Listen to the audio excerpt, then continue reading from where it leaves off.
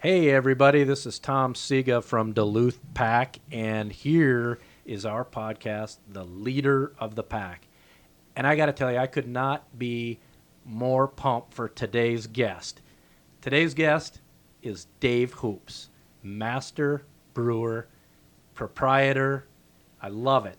This guy started HOOPS Brewing, and we're going to hear all about the history of Dave, how he got into brewing, how he ended up back in Duluth, and what he's doing with brews and going forward. And I got to tell you, this guy brews awesome beer. I've drank a lot of his beer. We're going to talk a little bit about something special he did a few years ago for Duluth Pack. And we're going to learn a whole bunch about Dave, the brewing industry, the past, the current, and the future. Dave, welcome. This is very exciting. In fact, I got to jump in. He brought crowlers. So hang on, folks. Which one's this, Dave? I don't know. That's 15. That's our flagship pale ale. All right. Yep, exactly. We're going with number 15. You're going to learn about that too, folks. Exactly. And I thank you, Tom. That was very, very kind. I am a huge Duluth Pack fan, and I'm your neighbor, and I'm really honored that you guys are having me. So thank you. Oh, we couldn't be. I'm pouring right now, so I'm a guy. I can't do more than one thing at a time here. But we're very honored for you to be here. And here. All right. We're going to pour some more. A little bit of beer? Yeah. So, Dave, first, kind of bring us way, way back. Tell us about Dave back before the 1990s, and then what happened in the 90s when you decided to start brewing, and how you kind of were in Duluth and then left Duluth and ended up back in Duluth. So let's just bring it forward from there. Yes. So I went to college at UMD. I ran track in the mid 80s. I'm fairly old. Couple years younger than you, but we're both fairly old. Well, we both have gray. Exactly. Yeah, I got lots of gray. But so I came up here and I worked at Lake Air Bottle Shop back when it was still where the that hotel is now. The water park. The water park. Yeah, yeah. So it was there, and so I was working at Lake Air, and I learned a lot about wine and beer. They were one of the few places that had imported beer back then. Sure. It was like Anchor Steam and Heineken and stuff like that. And I was really interested in it, and I went to college here for a couple of years, and I transferred out west and then continued on into San Francisco. And I got a job in the late 80s, early 90s at a winery called Ravenswood, which is fairly well-known winery now. But back then it was just a mom and pop. Now they're kind of a big thing.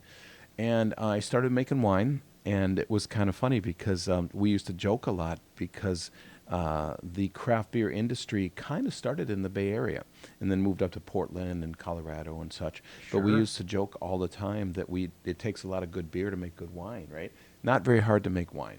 Really hard to grow grapes. I was no expert farmer. But I kind of grew bored with making the wine and fell in love with craft beer. So then I went to college. I went back to school, UC Davis, and then a trade school in Chicago, and I got taught how to make beer. Brewing school? Yeah. By the way, cheers. Yeah, cheers. Cheers. Awesome. Here we go, guys. Yeah. And we're going to ask him about a head on beer before we're done here, too. What that's all about. So basically, I went to brewing school, and I got a job at That's good. Goose Island out in Chicago, and that was the beginning of it all. And then I moved back to San Francisco, and early 90s, I got a job at a place called Pyramid Brewery, and that's it. So I've been brewing beer for roughly 30 years. So after you left Chicago, you went back to San Francisco, and at that point, are you considered a master brewer? How does that? How does it all work?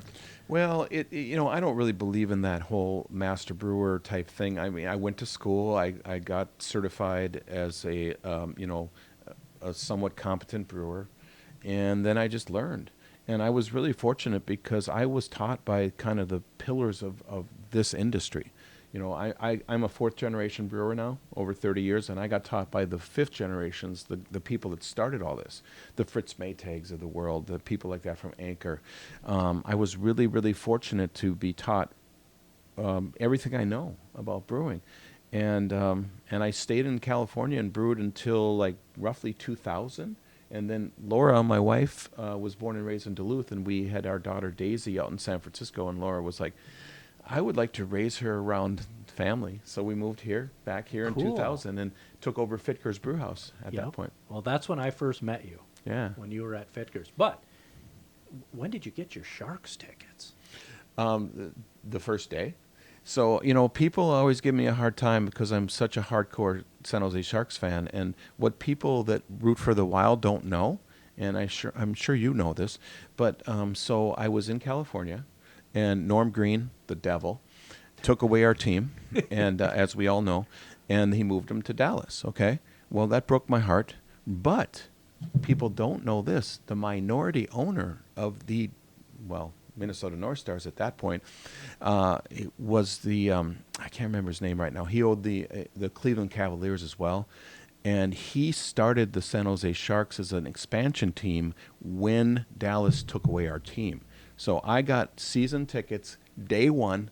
Did you really? Yep. And everyone out there is like, hey, there's no line to get tickets here. Exactly. But what people don't know that root for the Wild and stuff, so the Sharks have been around for 30 years. The Wild have been around for 20.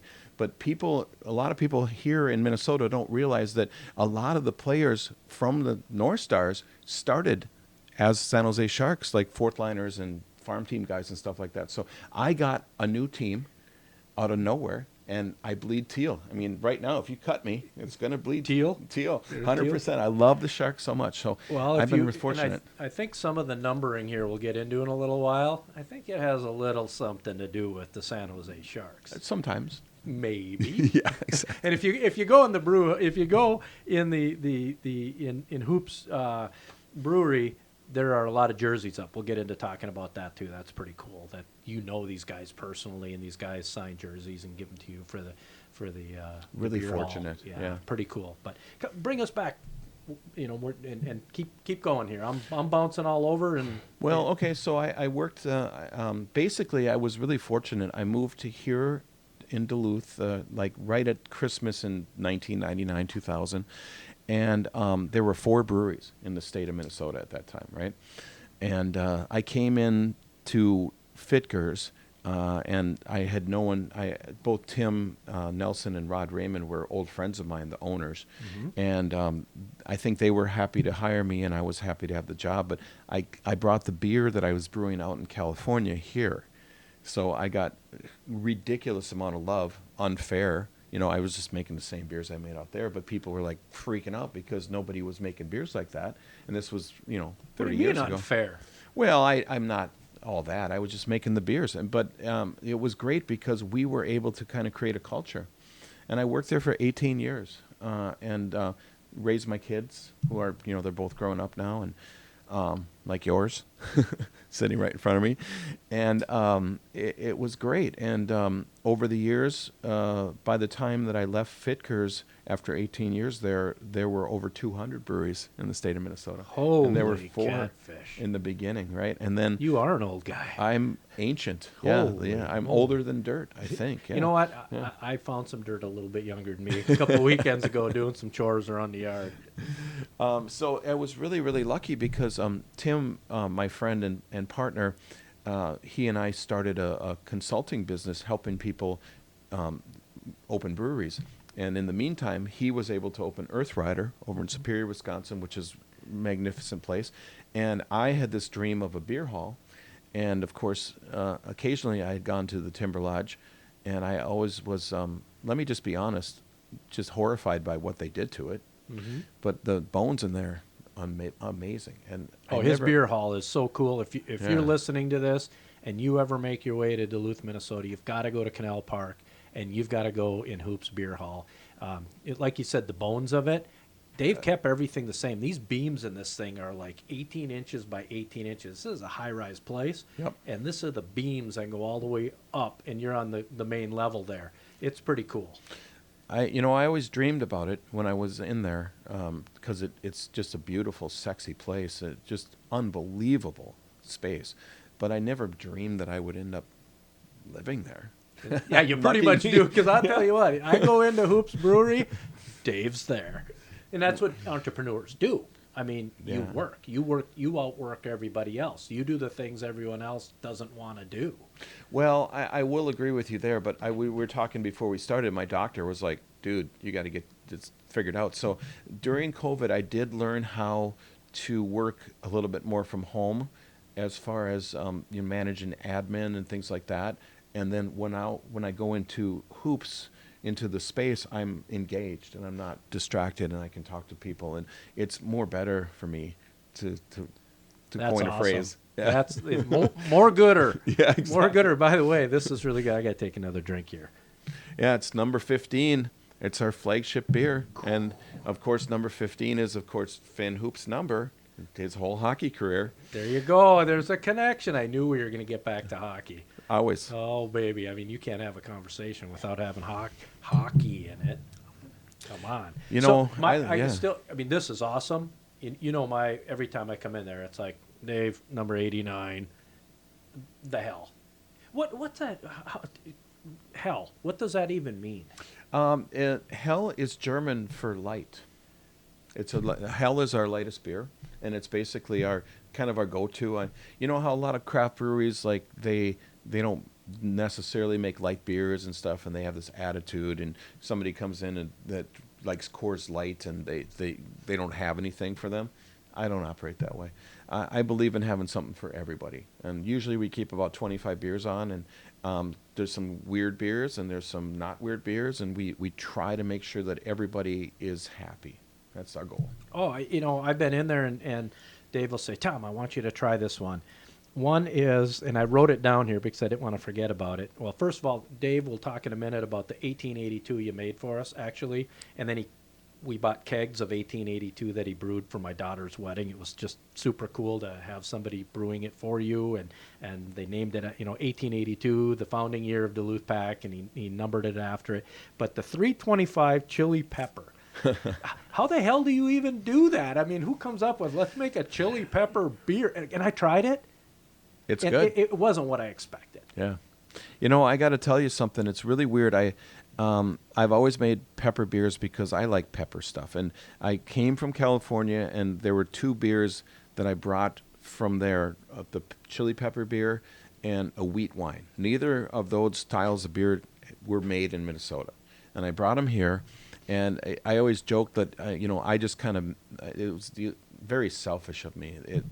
I kind of made the 325, the chili pepper beer, for me, and I brewed it at Fitker's before I opened Hoops, and because I love pepper stuff, right? And there was just a selfish beer, except for people bought it, and I just couldn't believe it. And I use it as a marinade. The greatest thing, yeah. I didn't even think of Chicken with cherries in chili pepper beer, marinated for a day or two, and then grilled. Oh man! I bet you lake trout.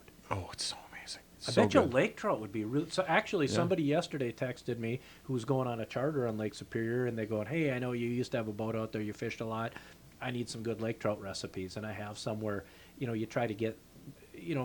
I love lake trout, but a lot of people don't like it because it has a little bit more fishy. It's a little more oily. It's good though. A little bit more bite to it, and some people don't like it for that, especially when they've been on a charter and they really like, how in the heck do I cook this? I can, anyone can fry up some fish, but how do I cook something? Marinate. And this chili pepper beer, that would be really good to try on. It would be great, and I want to give a shout out to the Happy Hookers who are in my backyard. That's who they were on yesterday. Yeah, Happy Hooker. and they are just the best people in the world, and they're such good friends of ours, and they bring so many people in, and they constantly bring me crappies. And, yeah, do they? Yeah, and they're always feeding me fish. Because you know what? They awesome. catch them right under the boat in the harbor there. I know, and we eat them, and they're so good. They're just wonderful people. It's Lake Superior, yeah. the biggest freshwater lake in the world. Well, I gave them love. I don't know if you've seen my trailer out in the parking lot, where I have my tent. Yeah. But in the very front of it, I've got I painted the Happy Hooker on the front of my trailer. I haven't seen that, but you got to check it out. It's really cool. So it's Marty running and his wife Erica. They're just wonderful. And he's been doing it for a long time. Forever. Yeah. And he knows what he's doing. And so anyway, I'm going to try that. Oh, you should. When you were talking, it's like, if you really want to have fun with it, so I would say marinate it. and then grill it. But then what I tend to do is I take that marinade and I reduce it. I'll put it on a sauce pot and cook it down to a glaze and put it on the top. Look at this. Trust me. Yeah, we're nailing it We've here. talked about on this whole podcast that we want to do recipes at some point. Well, we're there. Well, I bought a subscription to the New York Times during COVID, and like a digital, and I didn't realize that they have this New York Times cooking, and I bet I've got a stack like this high. We just cooked constantly during COVID, and we ate a lot better. So and got so did healthy. I, but I ate too much because I went the opposite direction. You look good. 15 pounds in Yeah. the last year.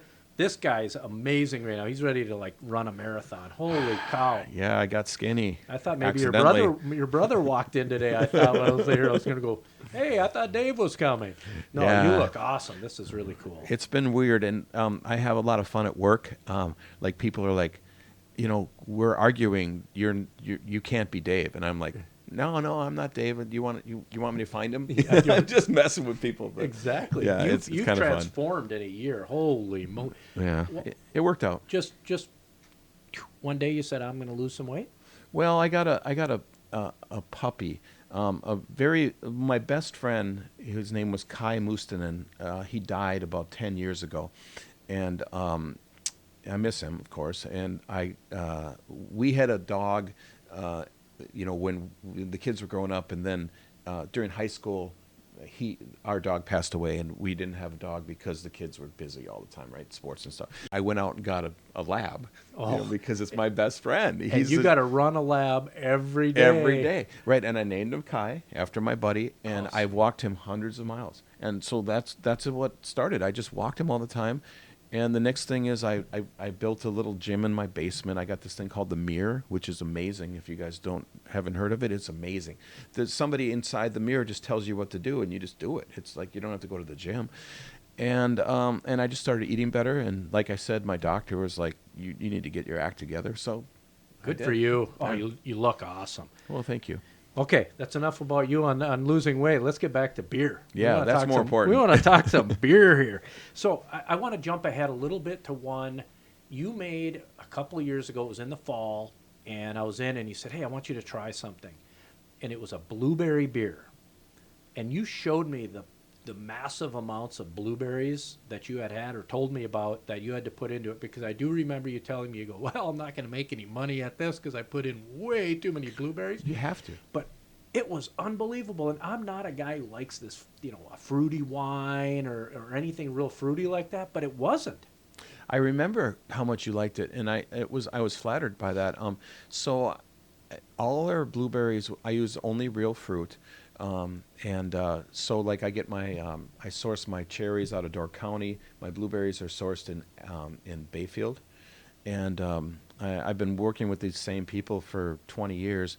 And one of the secrets to making a blueberry beer is you have to use like way more than you think you have to. I remember you telling me that. Yeah. You were actually sitting on a keg, and we were in the brewing room, and you're like, yeah, I'm not making any money off the stuff because I had to put in way more than what I predicted. Yeah, I think the brewer's term is crap ton. I'm not going to swear. Yeah, but you know what I'm saying.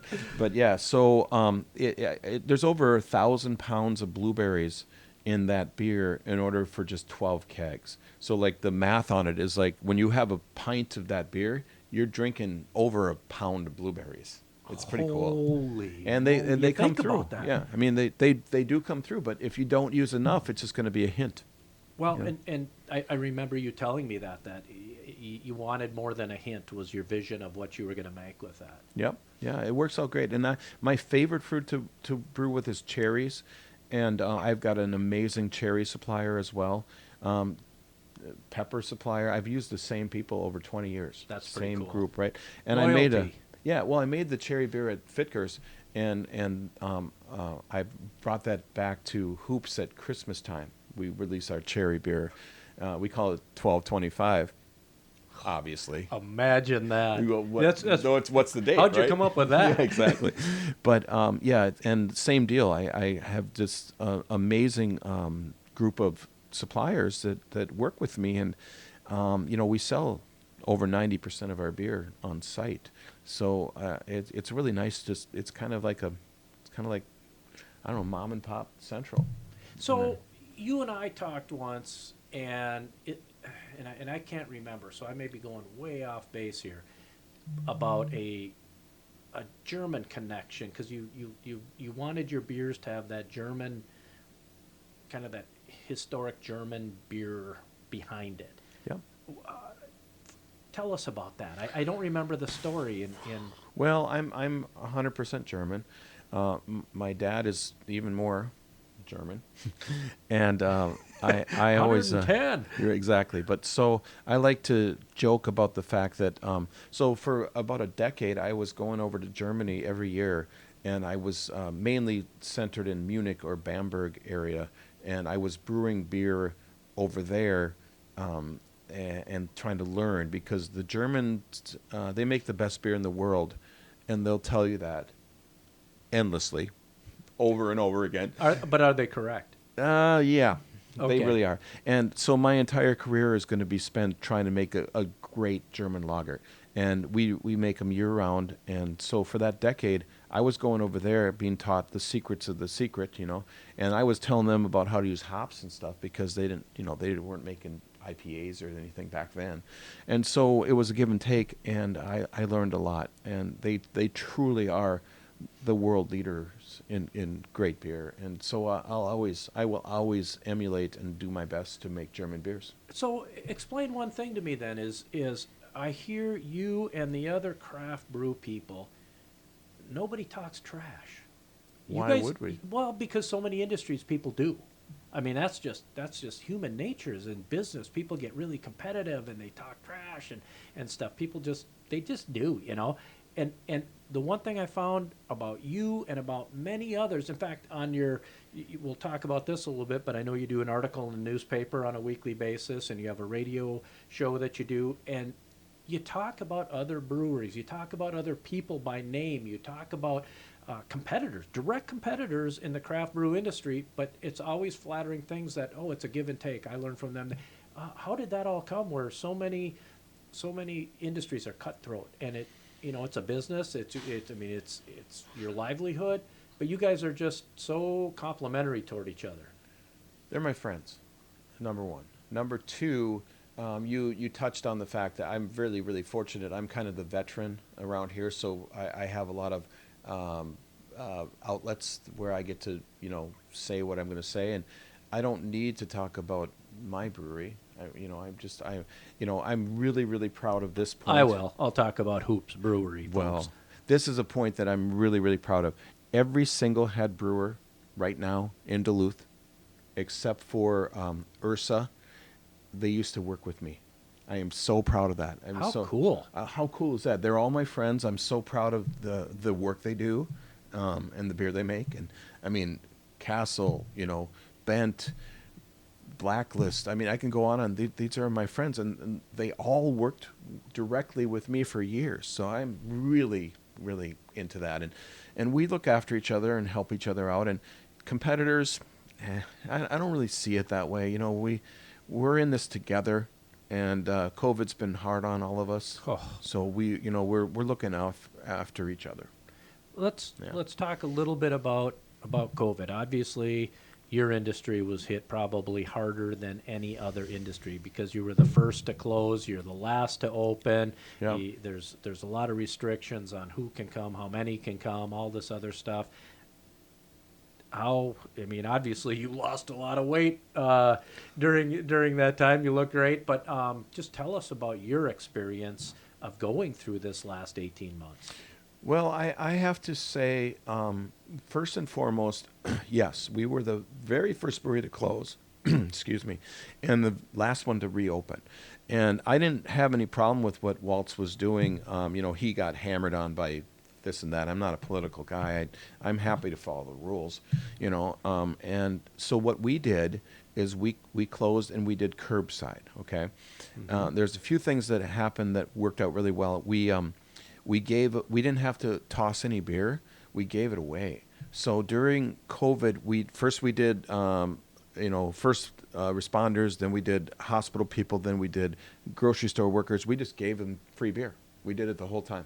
We just gave that away. God bless you. And people appreciate that, and that was cool. Number one. Number two, like Minnesota, we are fairly highly taxed state, and which is fine. We are? Yeah, right. And I don't care. I just pay my taxes. I don't care. But I have to be honest. Feds, state, county, city, they all help me. Like, I can't even tell you how much. For a year and a half, I've applied for literally dozens and dozens of grants and loans and PPPs, and I was helped. And I kept 28 employees on Sweet. Payroll the entire COVID. I didn't lose a single person. I feel fortunate. Good for you. Yeah. Thanks for surviving. We all appreciate it. But seriously, we know that your industry was hit. All of us as small business owners were hit. Everyone in the world is hit, right? But just talking business and whatnot, you guys were hit so much. We were hit harder. right between the eyes. I mean, Yeah. like you take somebody like Ben Paddle, who, again, they're my buddies, but they were busy because the liquor stores and the grocery stores and stuff were busy, and they never Right. closed. And that's great. I mean, life is not fair. And that's fine Agreed. with me, and I'm not going to whine about it. We got through it. So tell me about then, is the Great American Brew Festival in Denver going to fire Yeah. back up? No. So I've been judging that thing for 20 years. I go out there every year, and I'm proud to be one of the judges. Well, you're also a title holder on that, aren't you? Yeah, we've won a couple medals here and there, and then that's awesome. But this year, the festival is not going to take place in person. It's going to be virtual. Next year it'll be back. Okay. And then here's a really cool thing. There's a thing called the CBC, which is the Craft Brewers Conference. And it's the first thing, I think I went to the first one like in '89. It was in Phoenix or something. I've been going for a long time. There were 200 people there. Now there's 16,000. Oh. But the reason I bring it up is finally A beer trade show. How cool is that? next year, cities. It's going to be in Minneapolis for the first time next year. Can you bring guests? Yep. Ooh. Yep. I got Yep. to treat Dave nice. Yep. It's going to be really fun. I'm going to bring, my staff. It's a 4-day conference where you go and there's seminars and it's a beer conference. It's awesome, right? But it's going to be here, which is really cool. For those of us who have no clue what a judging a beer festival's about, tell us about it. I mean, obviously you can't just go there and just be pounding everybody's beer like crazy. I mean, there's techniques to this. There's experiences. How does that even work? Well, it's a serious deal. I was trained to be a beer judge, and I have a good palate. I'm fortunate.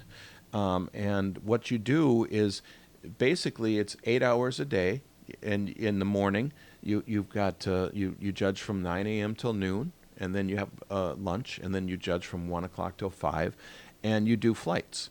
And at this point, like for example, I'll sit down and there'll be maybe 12 beers in front of me, and it'll one style, okay, like let's say IPA or whatever, and then I'll have a sheet, and on that sheet there's about 20 different categories, and you go through and you judge each one of these categories. Everything from aroma to the how the beer looks, to how it tastes, to how it finishes, and you just go through. And I'm surrounded by usually about 220 professional judges from all over the world.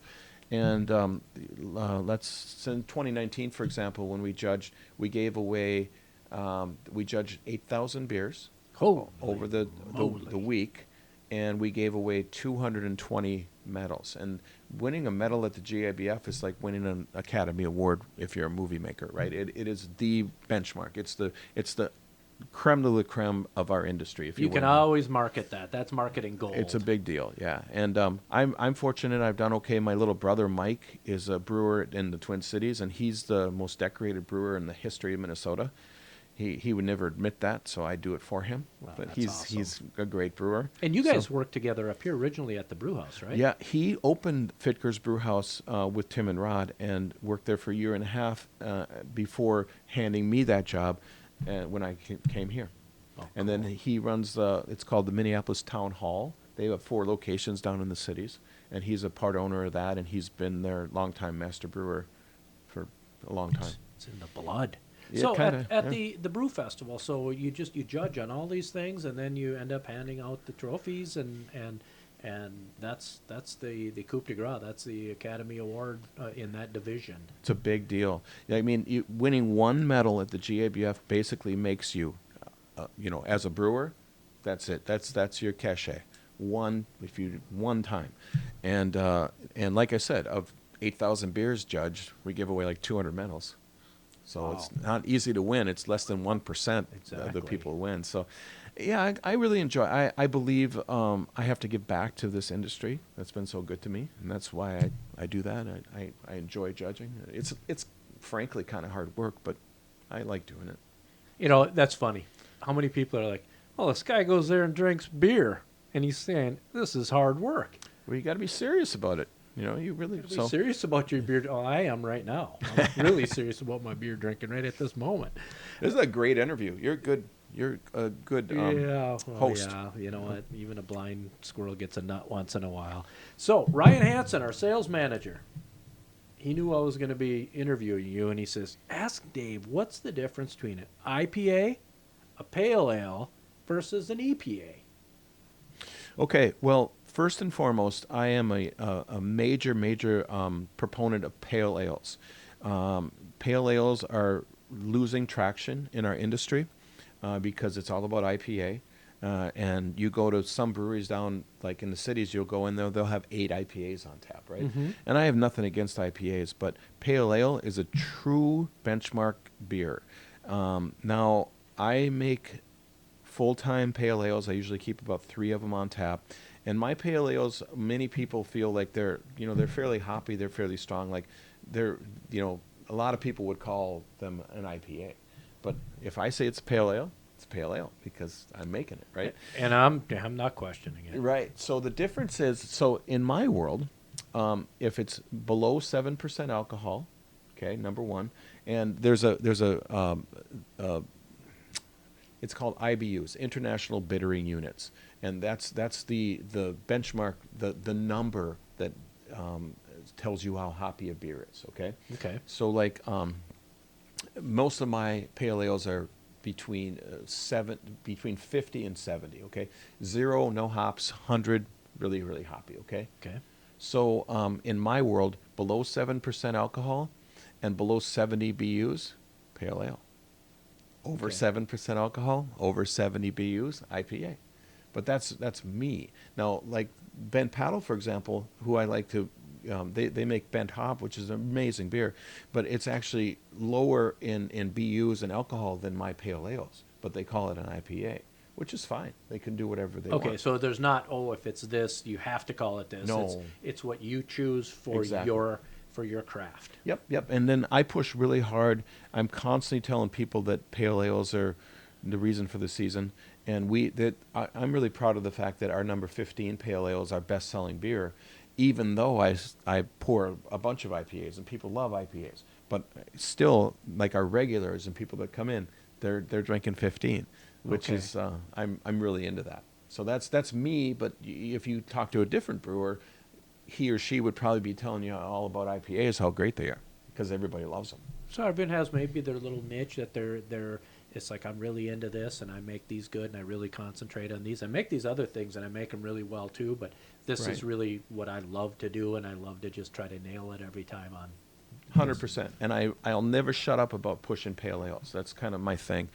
In the meantime, though, like we were saying, I have 25 beers on tap right now this second. So it's not like people can't go in there and find something they will like. You need to go in there, people. So what's an EPA?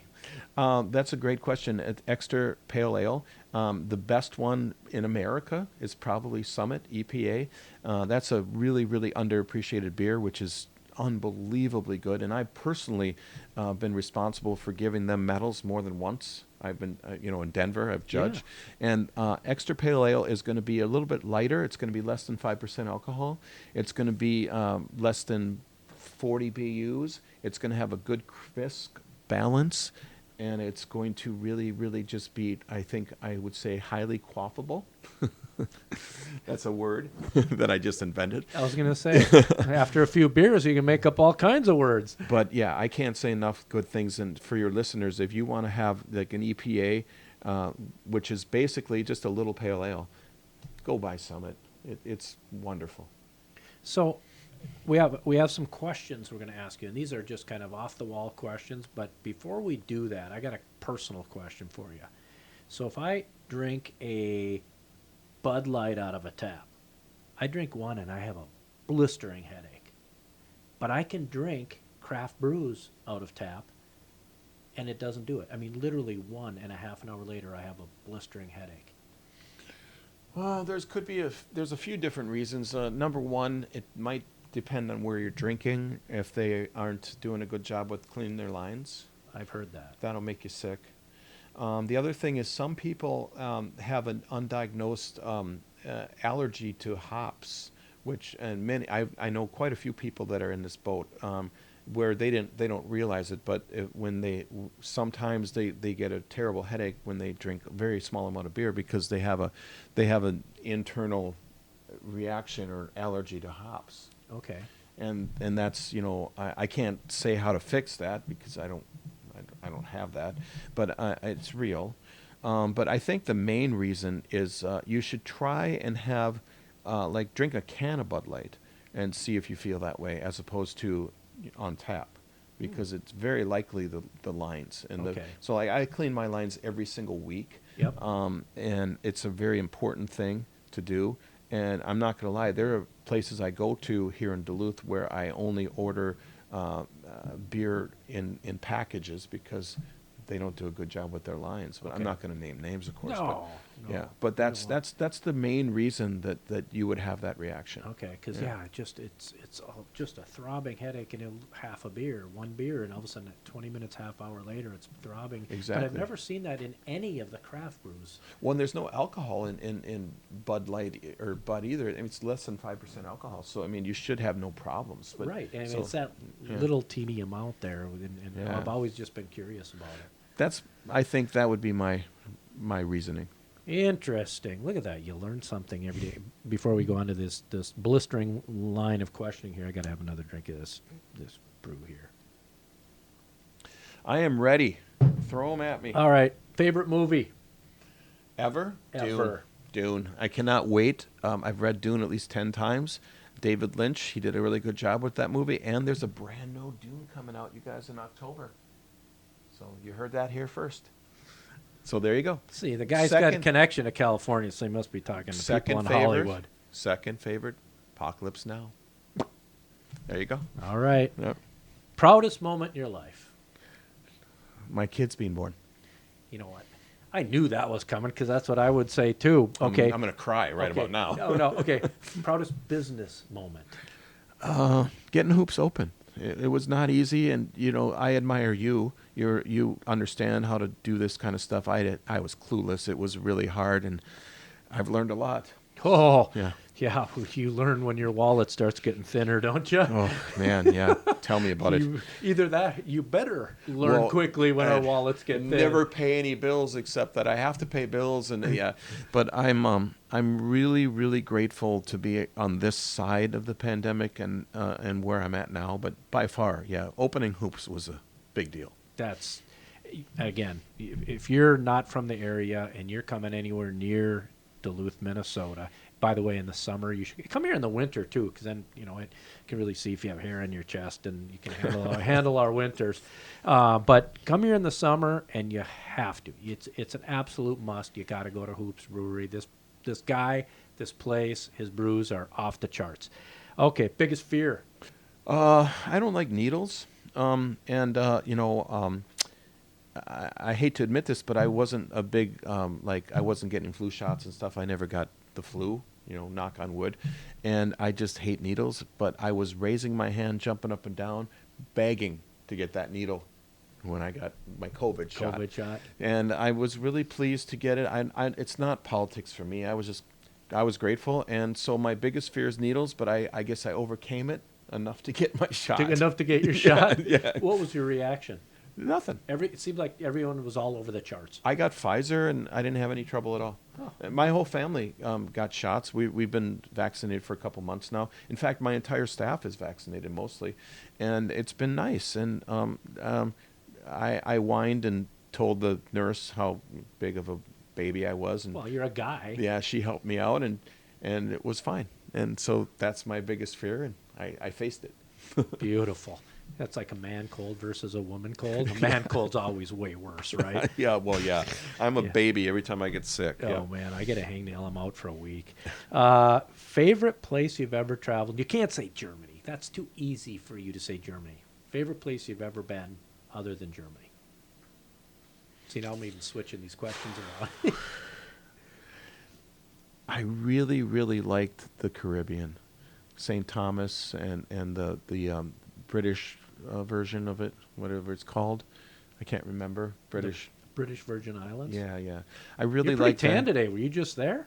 I was in North Carolina. My Laura's sister Mary lives on the beach in North Carolina, and so we've driven down there a few times during COVID. She lives alone, and so it was safe, and I like the beach a lot, and yeah. You've been there. You're looking good. Well, You're thank looking you. like a beach bum over You're giving here. me a lot Holy of love cow, here. I'll tell you what, a beach But- bum. So I like that, but also I will also say the other place that really, really blew me away was Morocco and Gibraltar.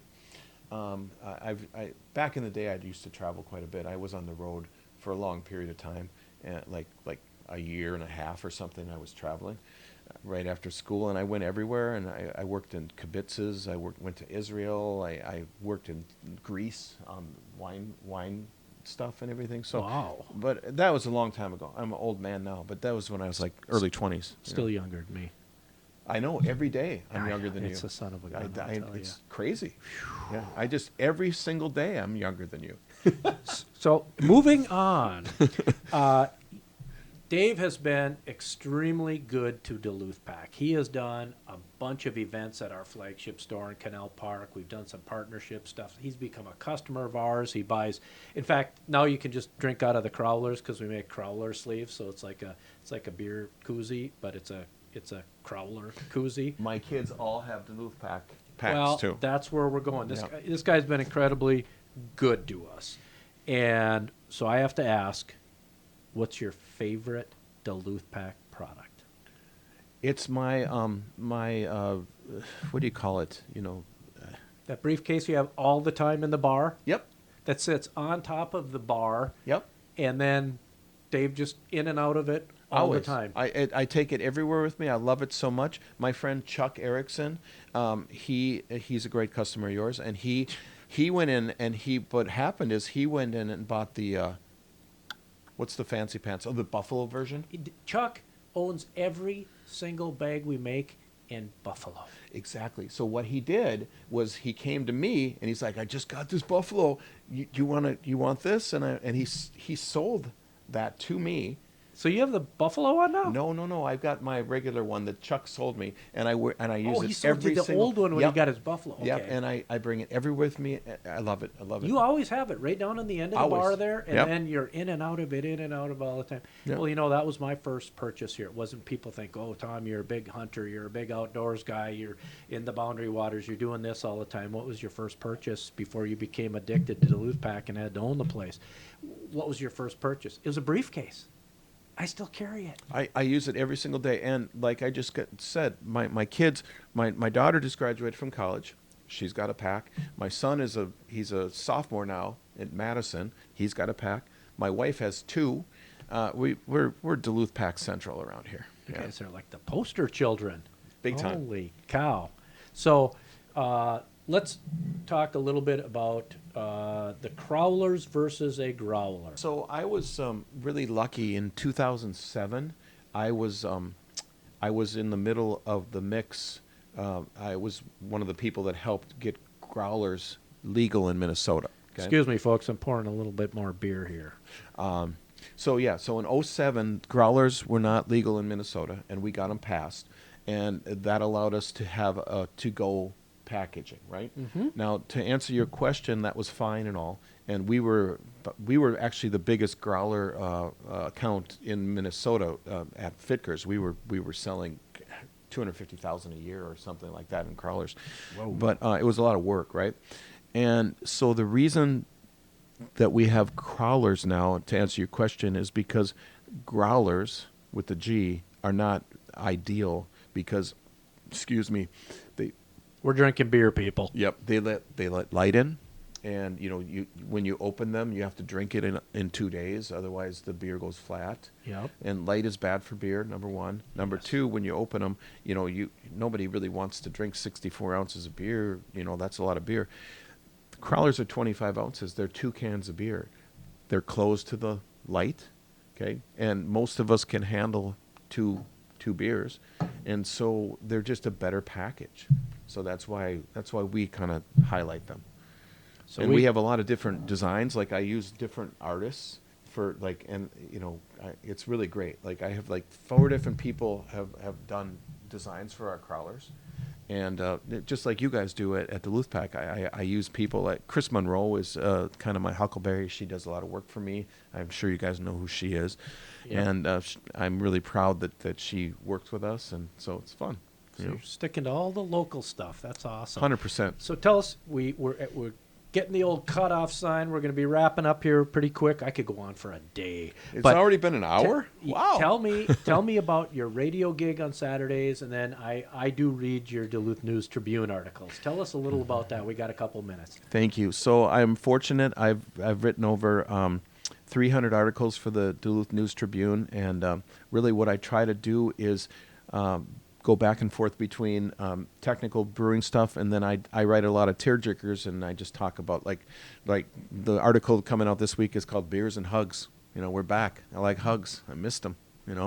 So I'm really fortunate that they give me that platform, and I try to use it to support my brothers and sisters here in Duluth area. And then my friend Brian Prudhomme and his partner Dave Cook, every Saturday morning between 10 a.m. and noon on the Fan here in Duluth 106.5, they allow me, they call me the sports brewer, and I do love sports so much. And as you guys know, we tend to have sports on TV down at Hoops. Hockey. Yep, but we don't shove it down anybody's throat. I mean, it's in the background, but I do love sports, and not every brewery is so sports-centric. And so I owe Brian and Dave a debt of gratitude, because every Saturday for the last year and a half, they let me talk for 20 minutes about whatever I want. I mean, it's pretty cool. Well, you could just someday take the microphone and go around to the beer hall, for crying out loud, because of all the hockey. Okay, we're not going to be able to get into all of it, but you need to come to Hoops Brew Hall, because you can see all these professional hockey jerseys up there. They got the TVs up there like the sports bars, and they'll turn on the sport you love, because I've been in there and there's been soccer on, there's been basketball, lots and lots of hockey. Come on, we're from Minnesota, right? Guys, in 3 weeks, we're going to have 10 different TVs showing 10 different Olympic events at There the you same go. time. Boom. And you can come and have like the best beers in the world and try different ones, and you can try chili pepper beer, and maybe right now you can get some cherry beer right now. No? Yes? We've got cherry chili beer right now. Oh, geez, Pete. Okay. So you can double up, I guess. Yeah, it's really fun, and we have so I've got a Gordie Howe jersey on the wall, and he played the most games in history. Well, my favorite Shark, Patrick Marleau, just broke his all-time record, and so I'm going to put his jersey right up next to Gordie's. It's really cool stuff. And you got Joe Pavelski, a Wisconsin guy. You got Zach Parisi, a Minnesota guy. You got a local kid, Neil Pionk, great local young guy. Went to college here, went to high school here, went to college here. Yep. Now a star up in Winnipeg. Dom just sent me a jersey, Dom Tonowski. Toninato from Duluth East, playing for the Winnipeg Jets. Yeah, it's so cool. And Timu, my favorite player in history, it's Lonnie. He's on the wall. Yeah. Perfect. Well, you got to come and see all this. I love going into Hoops Beer Hall and trying different things.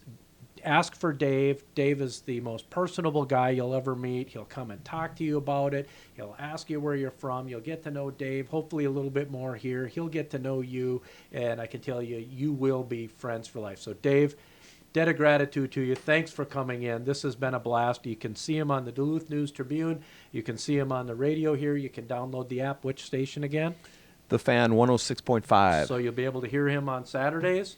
And folks, coming live from the dungeon at Duluth Pack. Until next time, unplug from the indoors and recharge in the outdoors.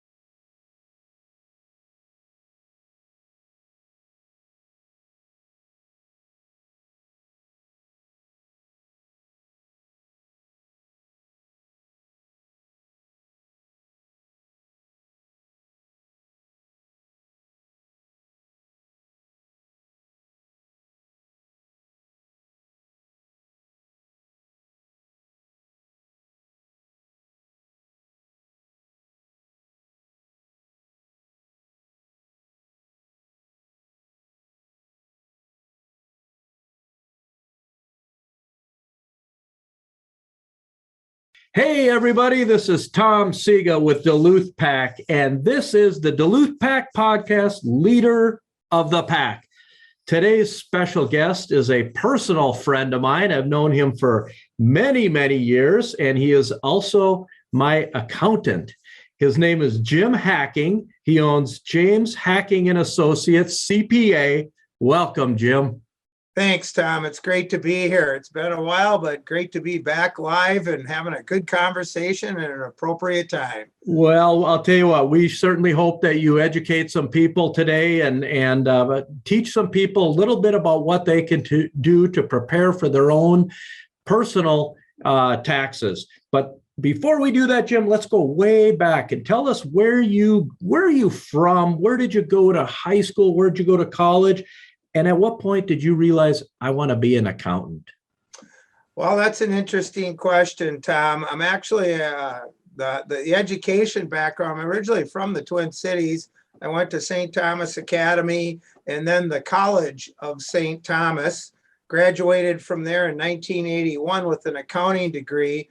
Cute little anecdote on that is it's now the University of St. Thomas.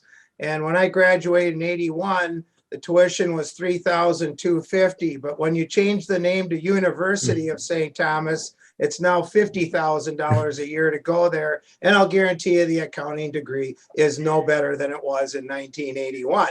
So we won't go any further with that, but figure that one out. College versus university, $3,250 versus 50 grand a day. And that's just to go to the school.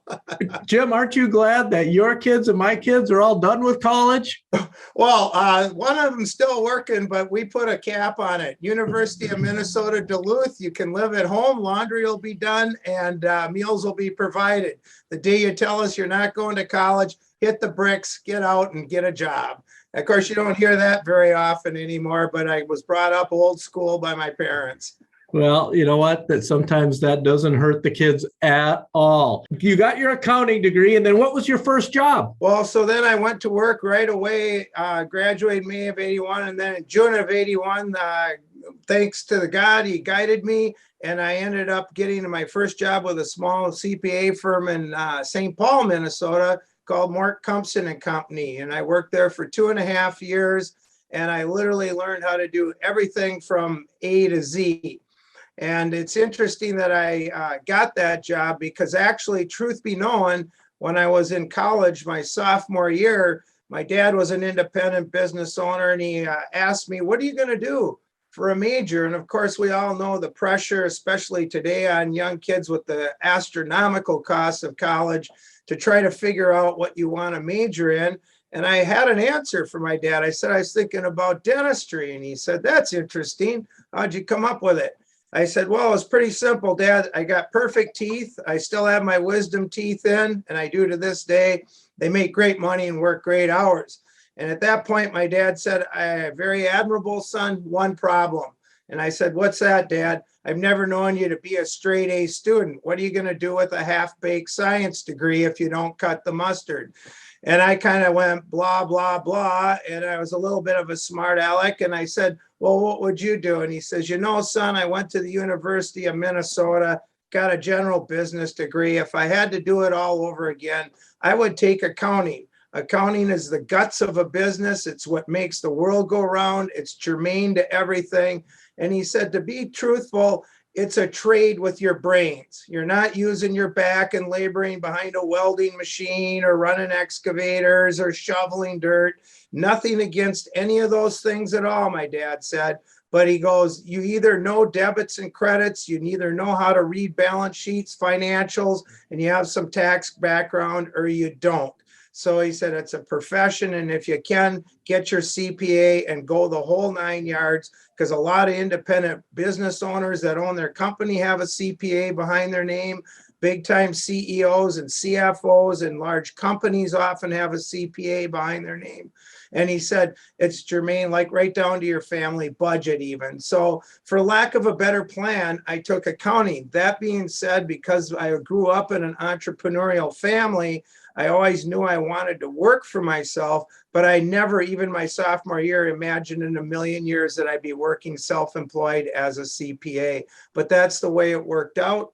2.5 years with Mort Compston. The partnership broke up. They thought they'd ship me off to an account payable clerk position for a trucking company or something like that. And I said, sorry, collected unemployment, and I already had the wheels in motion for H&H Management Advisory Services, Inc. We were officed in the Southgate Office Plaza off 494 and 100 in West Bloomington. And I did that up until from 84 to 88 when I got married. And then my wife and I looked at quality of life, and we moved to Duluth, Minnesota. And we found a nice little home out on Lakewood Road, 10 acres around us. At that time, 100 grand would be FHA. And we actually found a house up here. That'd buy you a 2 or 3 bedroom rambler in the cities, 30-year-old house, East Bloomington, Richfield, South Minneapolis, neighbors on top of you and airplanes overhead. And I said, for that kind of money, I would be able to shoot a gun off my deck and run a snowmobile in my backyard, hoot and holler and have dogs barking.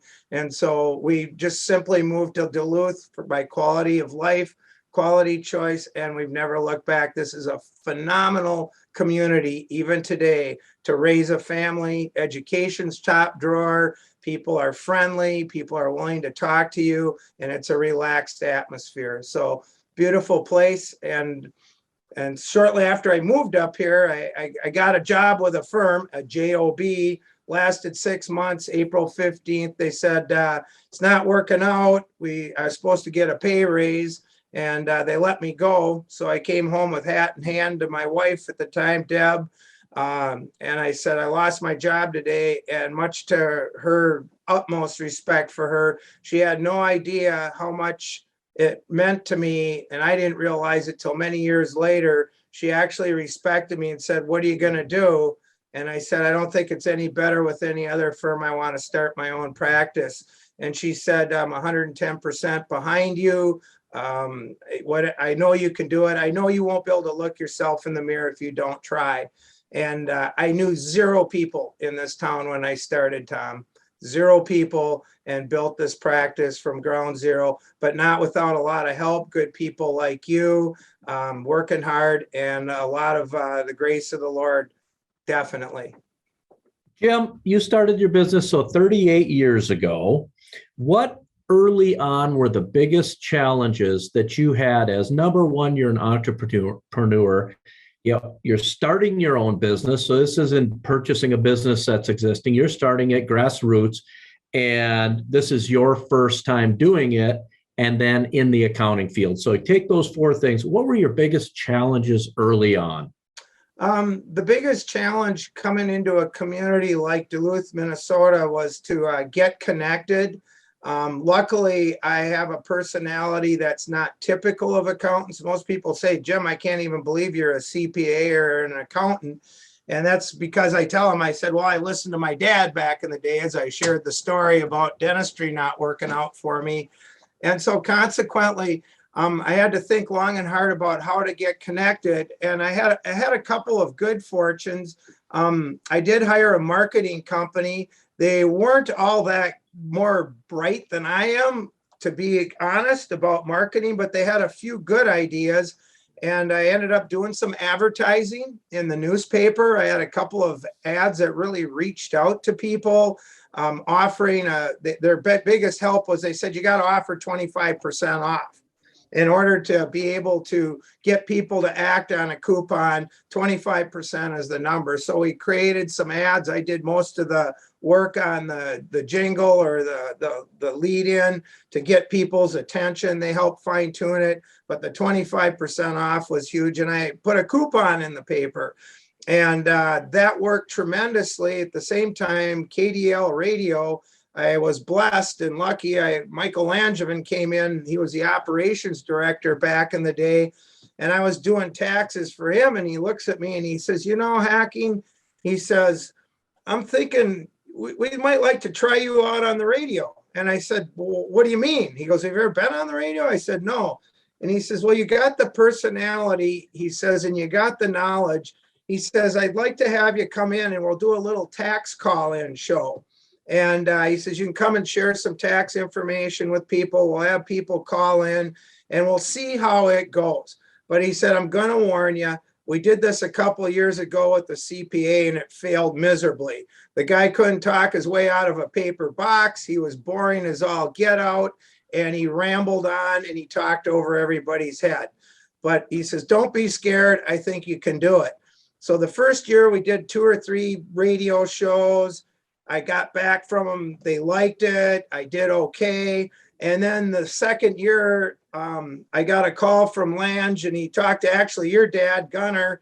And he said, yeah, Gunner's the operations director. We're happy with hacking. And Lange says, we're so happy with you, Jim. We want to make a regularly scheduled show, and we are going to benchmark the fact we're doing it.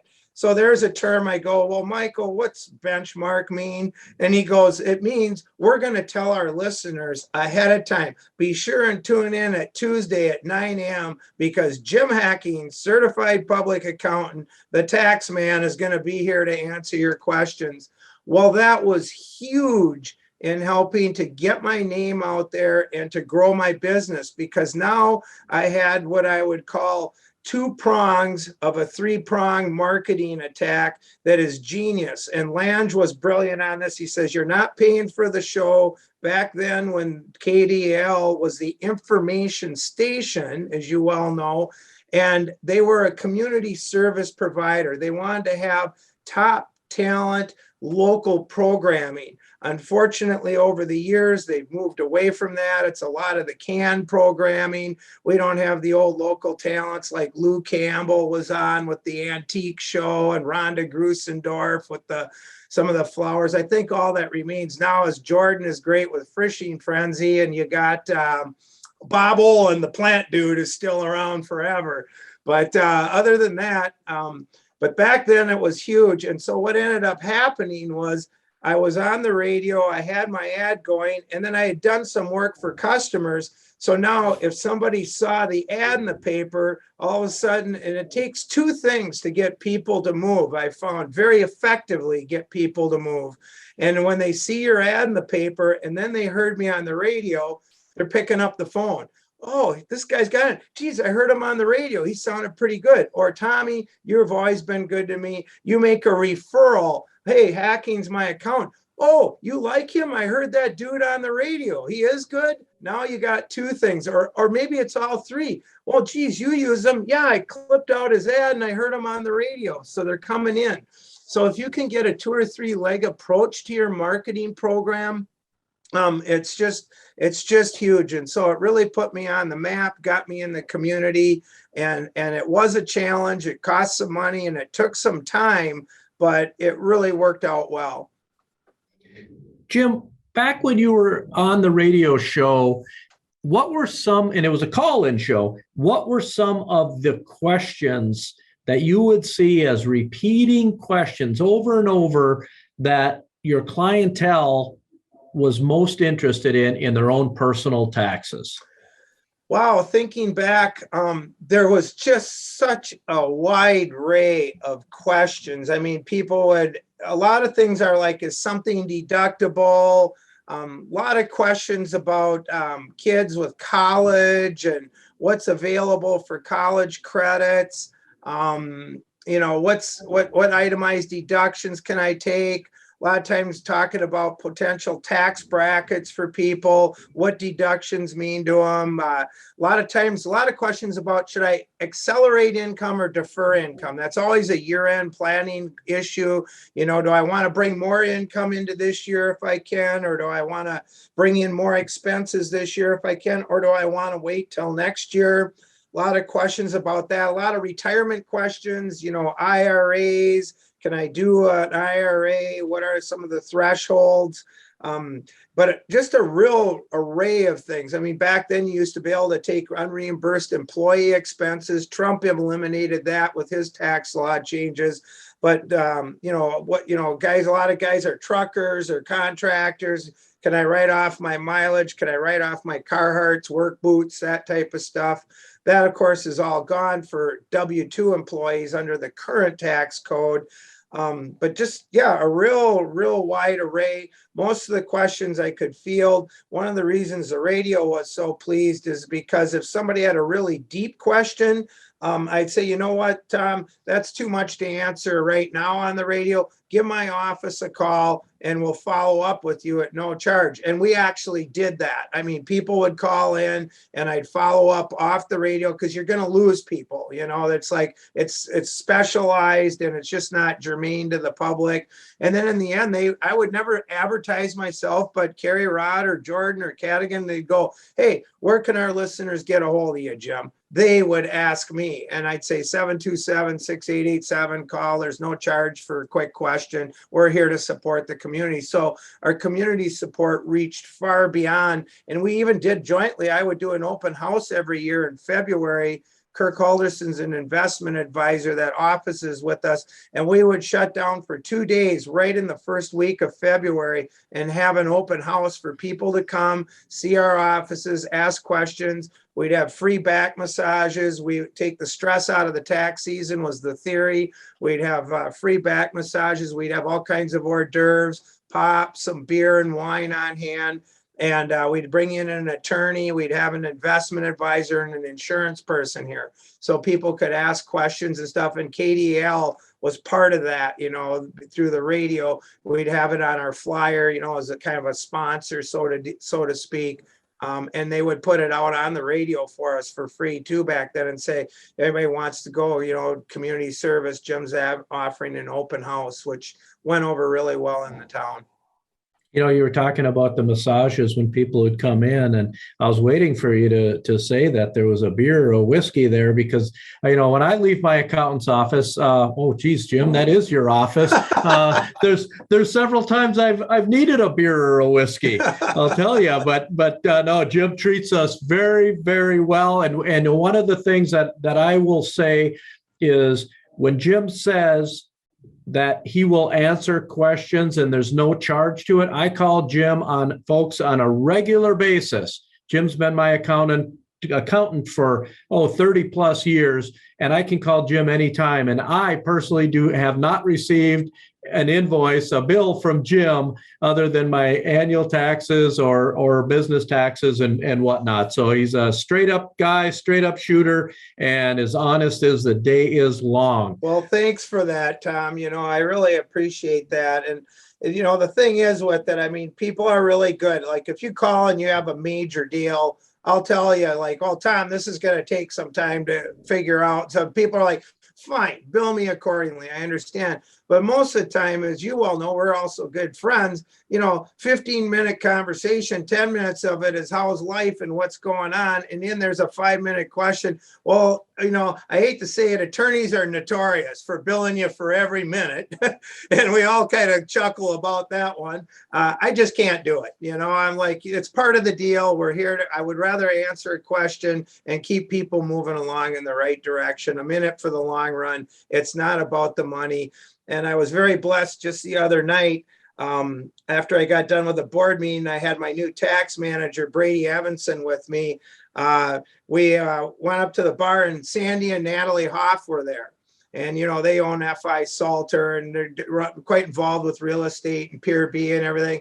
And out of nowhere, I never felt so good. Sandy looked at young Brady, who's my new corporate tax manager, and he literally unprovoked or anything. He said, you know, he says, I've been with Jim for quite a while now. And I can tell you one thing, Jim really cares about his customers, and you just don't find that very often anymore. And he has been with a number of firms, including RSM McGladrey, where I recruited Brady from. And he said, I've been through a number of CPAs, and Jim is the one guy I found that, you know, works really hard, but he really cares. And that felt really good. That's what we're about. We're not in it for the money. We're in it to make a difference in people's lives. Jim, and you know, taxes for most people are a very scary thing. They're something that we feel very inept about. We may be experts in our own areas of business or areas of life, but when it comes to taxes, most of us feel inept, and we get quite fearful of, boy, am I going to make a mistake? Am I going to do something wrong? And I can tell you, folks, when you deal with a person like Jim Hacking, we're going to get to some more questions here. But when you deal with somebody like Jim Hacking, you will trust Jim to the point where when you get audited like I have several times, and you just turn the power of attorney over to Jim and he calls you back a half an hour later and says, hey, everything's taken care of. In fact, you're getting an extra $128 back this year. Well, And it doesn't always work out that way. No, but that has happened to me once, folks. Yeah. And Jim called me back and said, you're getting $128, not 29, but I was getting 128 back. And the comfort we have in dealing with somebody that we trust is very important, especially when it comes to our income taxes and our annual taxes. Can I segue off that, Tom? I got an important comment to make that flows kind of right into that. And I just want to put this out there for your listeners, because as the years have gone by and what I'm seeing, I am a little bit saddened about my profession. And there's something very important for consumers of our services to know. And that is when it comes to the tax world, and Tom, you're going to be able to segue in on this when I talk about this, because I remember vividly a situation we had with you years ago, and you were just elated. But first of all, there's two distinct parts to tax preparation. One is taking all your information that you give us, whether it's in a garbage sack, hopefully not. People are much better now. We don't really want your receipts. We just want final numbers. Here's my total cash contributions. Here's my total non-cash. Here's my office expenses if you have a business. Here's my total advertising. Less receipts. You keep your receipts. But getting everything onto the return and prepared onto the return is one piece. And no matter who you are, your brain, when you're going through people's stuff and doing data entry, that's what you're doing. And it's very difficult to think about much else. You're doing data entry. I'm taking your W-2 and I'm putting it into my system. Okay. And H&R Block does a lot of that. If you're going to a tax preparer where they do your tax return in front of you, that's the level of service you're going to get. You're not necessarily going to get ideas. They're not necessarily going to catch mistakes or be able to rework something or come up with a better plan, because you're sitting in front of them. Give me your W-2, give me your 1099 interest, and they're plunking it on your tax return. And they're not thinking about the results, nor do they even have the end result. They're on the 40-yard line, and they're moving towards the other goal line on a football field bit by bit, trying to get a touchdown called. I've got all your stuff on the tax return. So that's one piece of it. And sadly, in my CPA world, there's way too many of us professionals that are not doing the other piece that's the most critical, particularly if you're going to a professional firm such as a CPA firm, and that is seeing the customer. We see all of our customers. I have an exit interview with everyone who will come in. COVID was a little difficult for me. I was kicking and screaming because I'm a little older and technology sort of, I'm ready to retire. I don't need any more technology. But the cool part of it was Zoom. And I have a lot of customers who've retired and they moved to Florida. They moved to Arizona, just like you and I right now, Tom, or just like we're sitting here in the same office. We can see each other. We're talking. I can bring up a 2-year comparison, and you can be anywhere in the country or the world. I have a customer in China that I had a Zoom appointment with here this last tax season. It's fantastic. The key is I at least see or have a Zoom or a phone conversation with a finished product in front of me. And I know years ago, you and I were going through your return. I engage you into your return. This is your information. I'm taking it. And I'll never forget, without divulging numbers, your mortgage interest was up in this particular year, and you were getting money back, and you were happy. You're like, oh my God, I've never gotten money back. And your mortgage interest was higher than it was a year ago. And then I'm going through and looking, And I noticed that, well, what about, like, I'll just say, what about US Bank though? You had US Bank out there last year. Did you get rid of that? And you go, oh my gosh, no. Or yeah, I switched banks, and you went and you found another, what, $15,000, $20,000, something wild number, whatever it is, of interest. And we put that on your tax return, and you were like, Jim, thank you so much. We never would have discovered this. I failed to give it to you, Jim. You literally said, I failed to give it to you. I never would have thought about it if you didn't take the time to sit down and go through this with me. And then you had the sense to ask me about it. So everything was good. And that's the important thing. I tell you, people are leaving tens of thousands of dollars on the table if they're not sitting down with a professional discussing their taxes with what I call a 95% complete tax return. And folks, I will tell you that is critically important. I know it is for me. I know it is for my family, that I have gotten the relationship built with Jim, but Jim makes it a point of his business to build that relationship where we have a Q&A 2 hours over my personal tax returns. And Jim will ask me on every line item as he goes through it, do you understand this?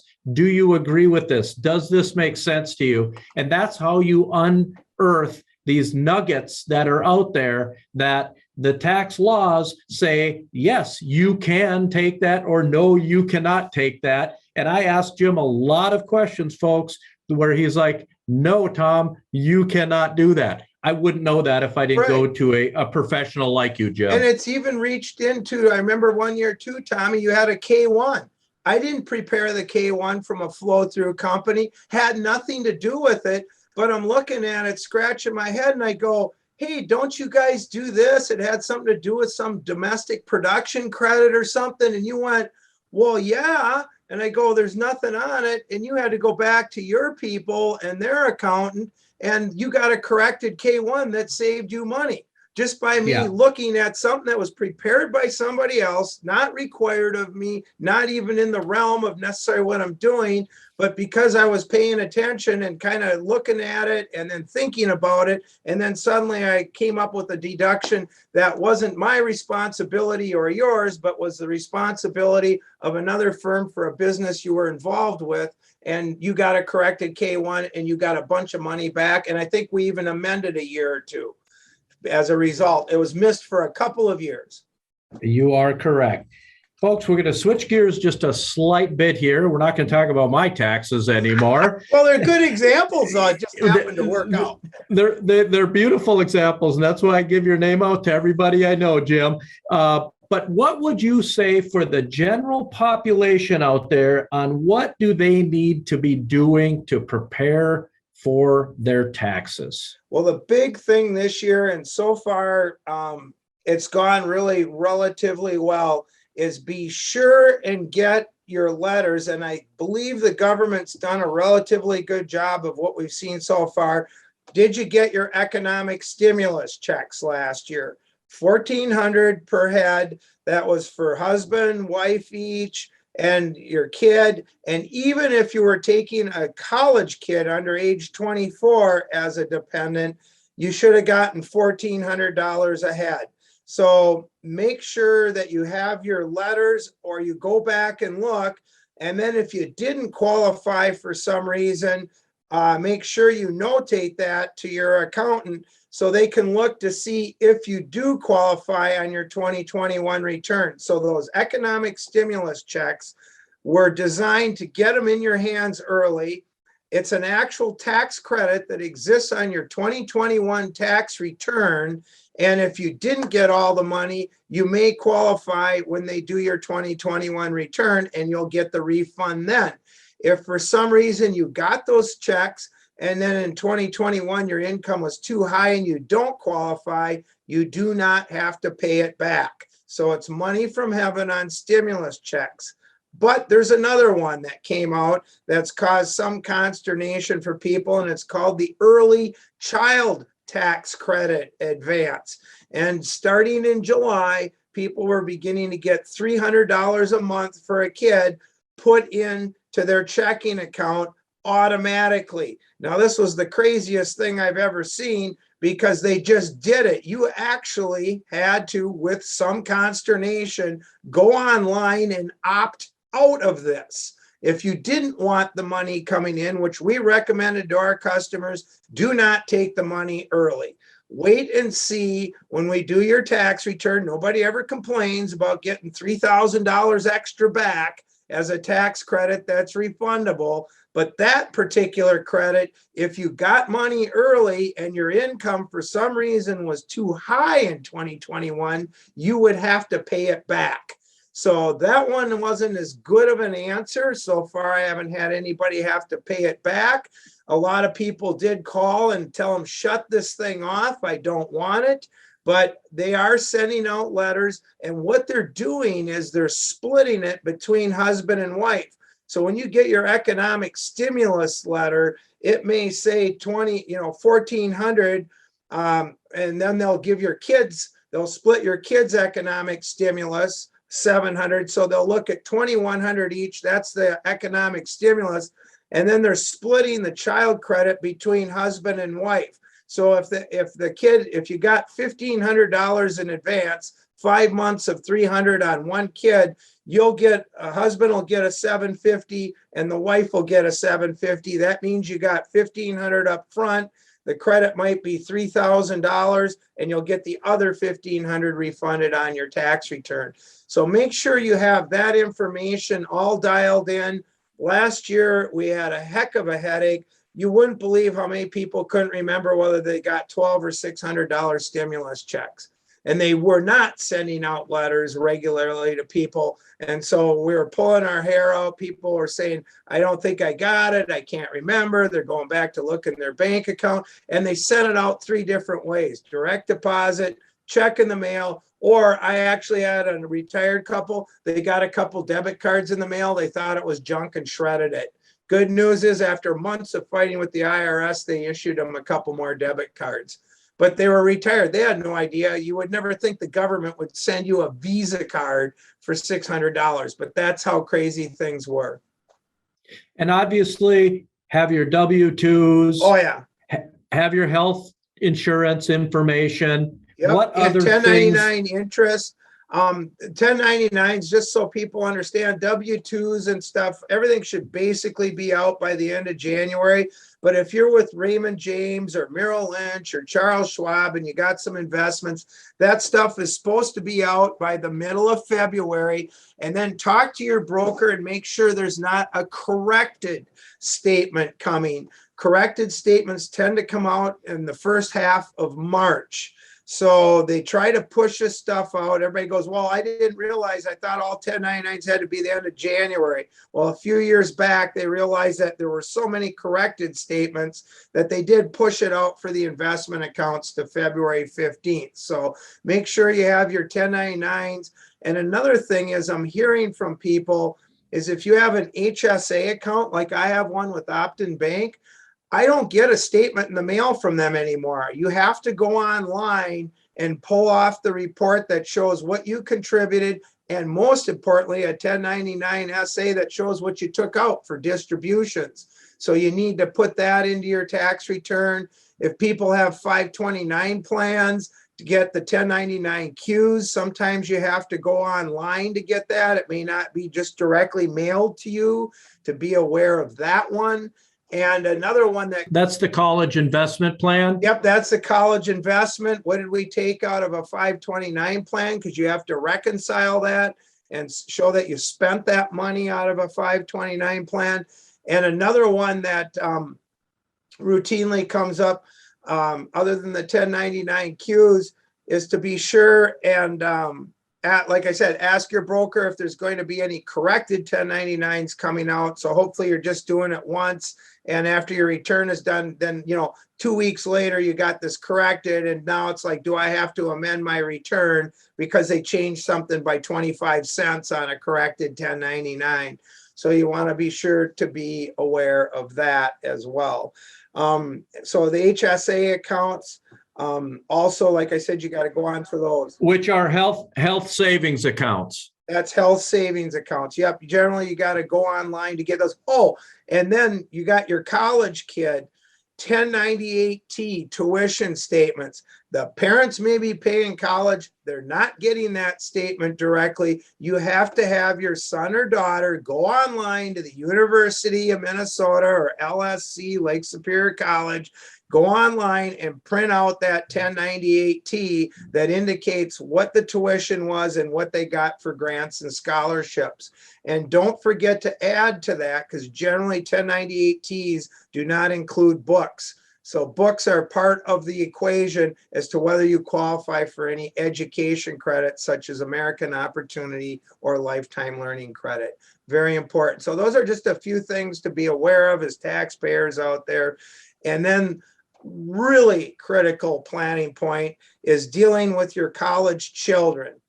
If your kid is 18 and older and not in school at any part of the year, and they make over like $4,000, you can't claim them anymore. In other words, all of 21, my kid wasn't in school, had a decent job, mom and dad can't claim them. The flip side of that is your kid could be making $40,000 a year and in college and under age 24, mom and dad could still technically claim them. If they're a full-time student and under age 24, mom and dad can still claim them. So there's tremendous planning opportunities around college kids. Do not let your kid go off half-cocked. They worked at McDonald's, made their $6,000 and had $25 of federal withholding, and file their own tax return to get their $100 back and screw you up on your taxes.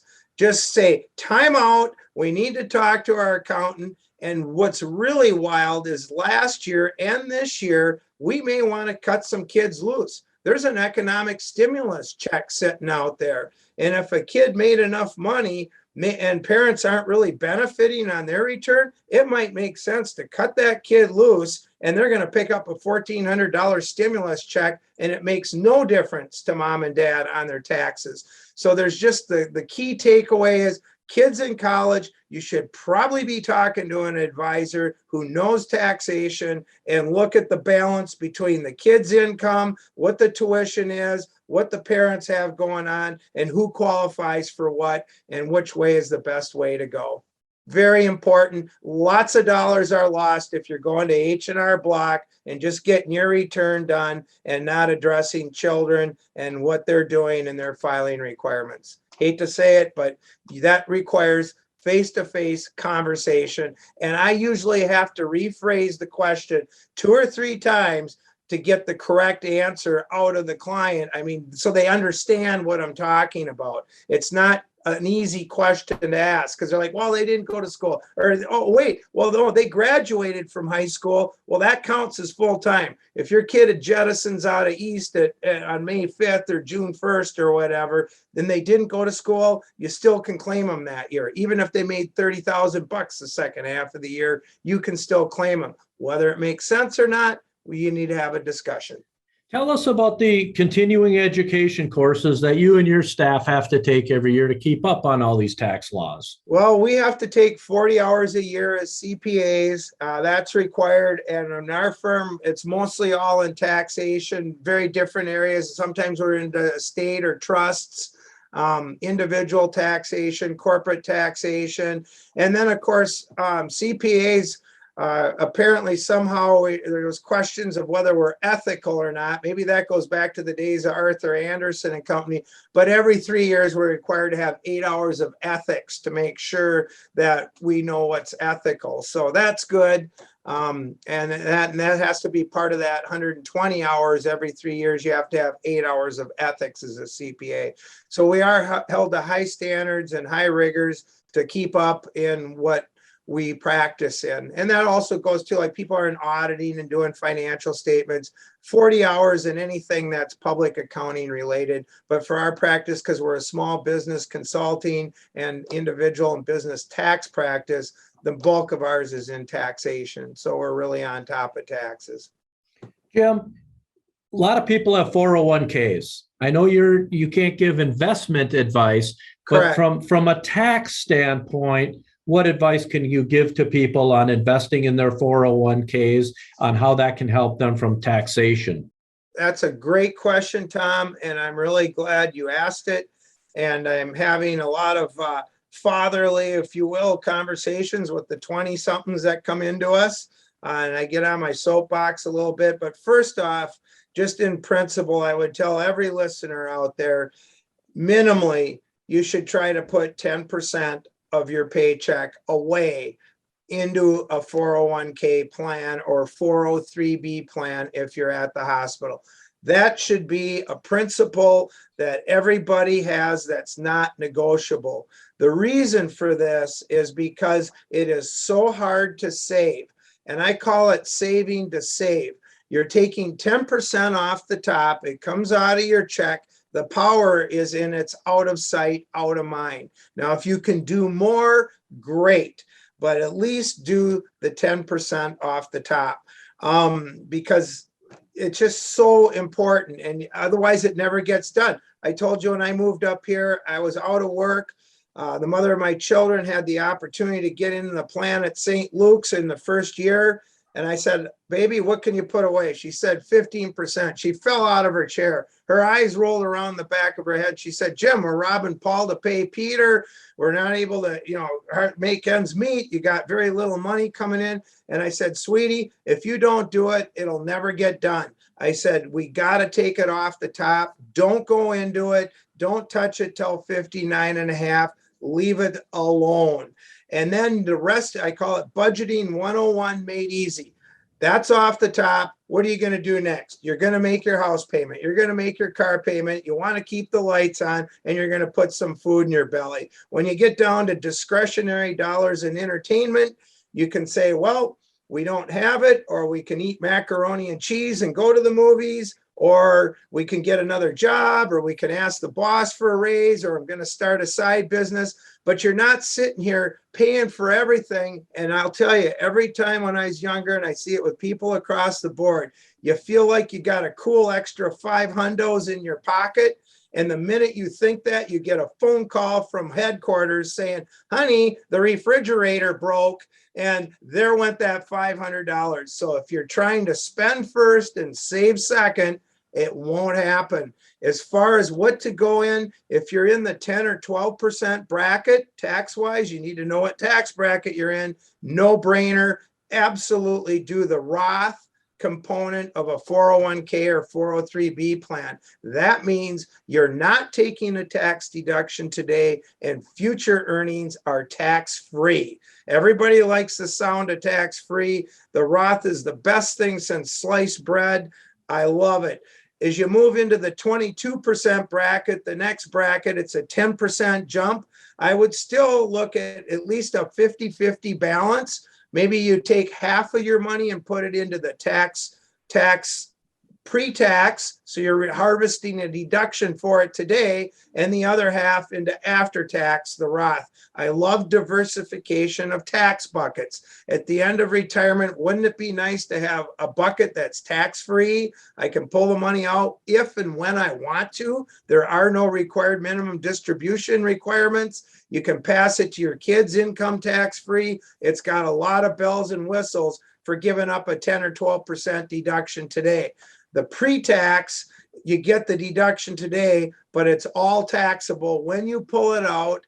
And if you pull it out early, there's a 10% penalty to boot. Now, COVID waived some of that. We had a lot of strategizing with people pulling out of some IRA money because they wanted to clean up some debt. And due to COVID, you didn't have to pay the 10% penalty, but you still paid federal and state tax, and you're still eroding your saving to save pot for retirement. But sometimes your back is against the wall and you have to make some maneuvers you didn't expect. So lots of planning opportunities as it involves these types of vehicles. But the most important is to put away something, and whether you know it or not, you're putting away a little each paycheck.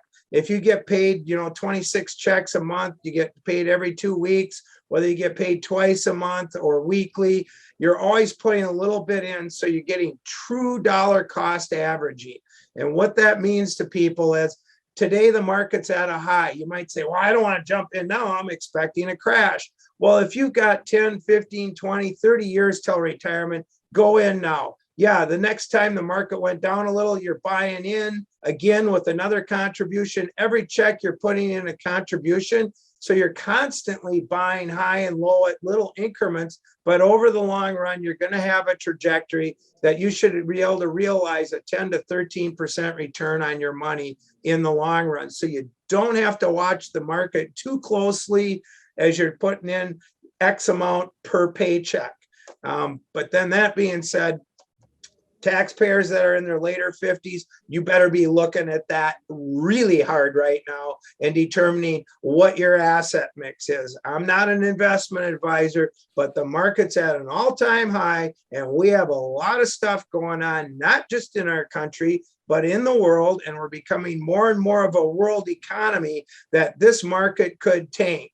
And if you don't think so, just go back to 2008. I can't tell you how many people in their late 50s and early 60s were across my desk and go, I'm thinking about pulling the plug pretty soon. I got a cool $500,000, a cool mill put away. My account's looking good. Boom, boom, boom. And overnight, damn near, the market tanked 40%. And I can tell you, and anybody that's been through it will verify this with you, it took all the way till 2016 before those people, needless to say, lost 40%. They weren't paying attention to their 401k or 403b. They weren't paying attention to the asset mix. They got a pile of money in there because they did the right thing since they were young, but 40% disappeared. That combined with needing to pick up the health insurance bill till you can get on Medicare. They didn't retire. In 2016, some of these same people came back and said, my account value is now back to where it was in 2008 with me continuing to work and contribute. So their account had not fully market recovered till probably 2018. And then, of course, when we had Trump come in the office, Obama, Trump transition, the market was at 19,000 in the Dow. Now we're up around 35. And then don't get smug, because if you remember a year ago, that market overnight damn near tanked down to 19,000. What nobody saw was an immediate vector back up. But it kind of indicates stability isn't real great, and you're close to retirement. You need to review your asset mix and how much risk do you want to take and how much risk you have out there. Really need to emphasize that. Super important for people that are approaching retirement. Jim, great advice. Let's talk. A lot of people want to be entrepreneurs like yourself. And somebody has a great idea. They have a small business that's more of a hobby, and they want to turn this into an actual business. We have all of these categories we can do. We can be a sole proprietor. We can form an LLC. We can form an S corporation. We can form a C corporation. For somebody small and starting out and starting to build, from a tax liability standpoint, Jim, what do you recommend people look at and start with? Because you have 4 options here that I just rattled off that can be very confusing. Absolutely. They're not only very confusing, but they have very different outcomes. For most very small people, if you're testing the waters, you're not necessarily sure if you're all in. The LLC is fantastic. First of all, most people start out as what's called a sole proprietor, and you file a Schedule C, which is part of your personal tax return. I like the acronym KISS, keep it simple, stupid. I don't anticipate payroll. I may not even have to collect sales tax. I'm going to do a little carpentry work on the side. I'm going to do, some lawn mowing or whatever it is you're going to do. You can file a Schedule C, keep track of your income, your expenses, net profit or loss is part of your personal return through a Schedule C. Now, do I want some corporate liability protection? There's never any substitute for good insurance. So when you start your own business, you always should have a conversation with your insurance man out there to make sure that you have proper coverage for what it is you're doing. And whether you're operating out of your home or you're renting some space somewhere to do something, If you're in the professional world, we have what's called errors and omissions assurance for realtors and CPAs and attorneys. For doctors, they have what's called malpractice insurance. So there's all kinds of insurances. And then the slip and fall, I got a rental property, somebody slips and falls. The LLC is an easy 5-question thing you can do online. I recommend to everybody, if you're going to incorporate, it's not a bad idea to hire an attorney to help you with it, because I'm thinking more in the future, if things change and you want to bring in another owner or partner, to have an attorney on board that has business law experience is a valuable asset. As you start your own business, you need to build your own board of directors, professional team. It should consist of a good insurance person. You need a good banker that understands small business banking. You want to have a good accountant on board with you. And you want to have a good attorney on board with you. And then maybe even an investment advisor as well, as you start to accumulate money and maybe you can put away. So you need a team of people, trusted advisors that can help guide and mentor you as your business grows. But an LLC is very simple. You can do it yourself. And then you have legal liability protection, assuming you don't commingle personal funds with business funds like a lot of small operators do. Again, you file a Schedule C sole proprietor. Partnerships are definitely I'm going to give you a couple broad brush things, very broad. Partnerships are great for real estate deals. You want to be taxed as a partnership, you can form an LLC, but if you have 2 or more members, by default, you would file a partnership tax return as an LLC. And so for taxes, you file Form 1065. Partnerships give a lot of flexibility in profit and loss sharing and in ownership percentages. You can change things around, and I'll just leave it that they work great for real estate. If you have an ordinary trade or business where we're going to have bottom line profit from our work, and we're either selling widgets or we're manufacturing or we're providing services, generally my entity of choice, if we can pay ourselves and have profit left over, would be an S corporation. The S corp works great for an ordinary trade or business. And when you're a small business starting up, at first, you might have a loss in the first year. Single member LLC, we're on a Schedule C. We take a loss for a year or two, we're building it up. All of a sudden, we start hitting 30,000 a profit. Now you're starting to hit what might be a reasonable salary. We start talking about, we can always switch an LLC to be taxed as an S corp later. So the LLC gives you the ability to make an S election later. The advantage of the S election is, and when I would make it immediately for a business starting, is if somebody came into me, Tom, Joe comes in and says, Jim, I'm starting this business. After I write off everything I can think of, including the kitchen sink, I'm going to have $100,000 left over. How do I best take it? I would say, let's go S corp right out of the box. We're going to set you up. You need to take a reasonable salary. Maybe we dial your salary in at $40,000. Then we have 60,000 of profit flow through.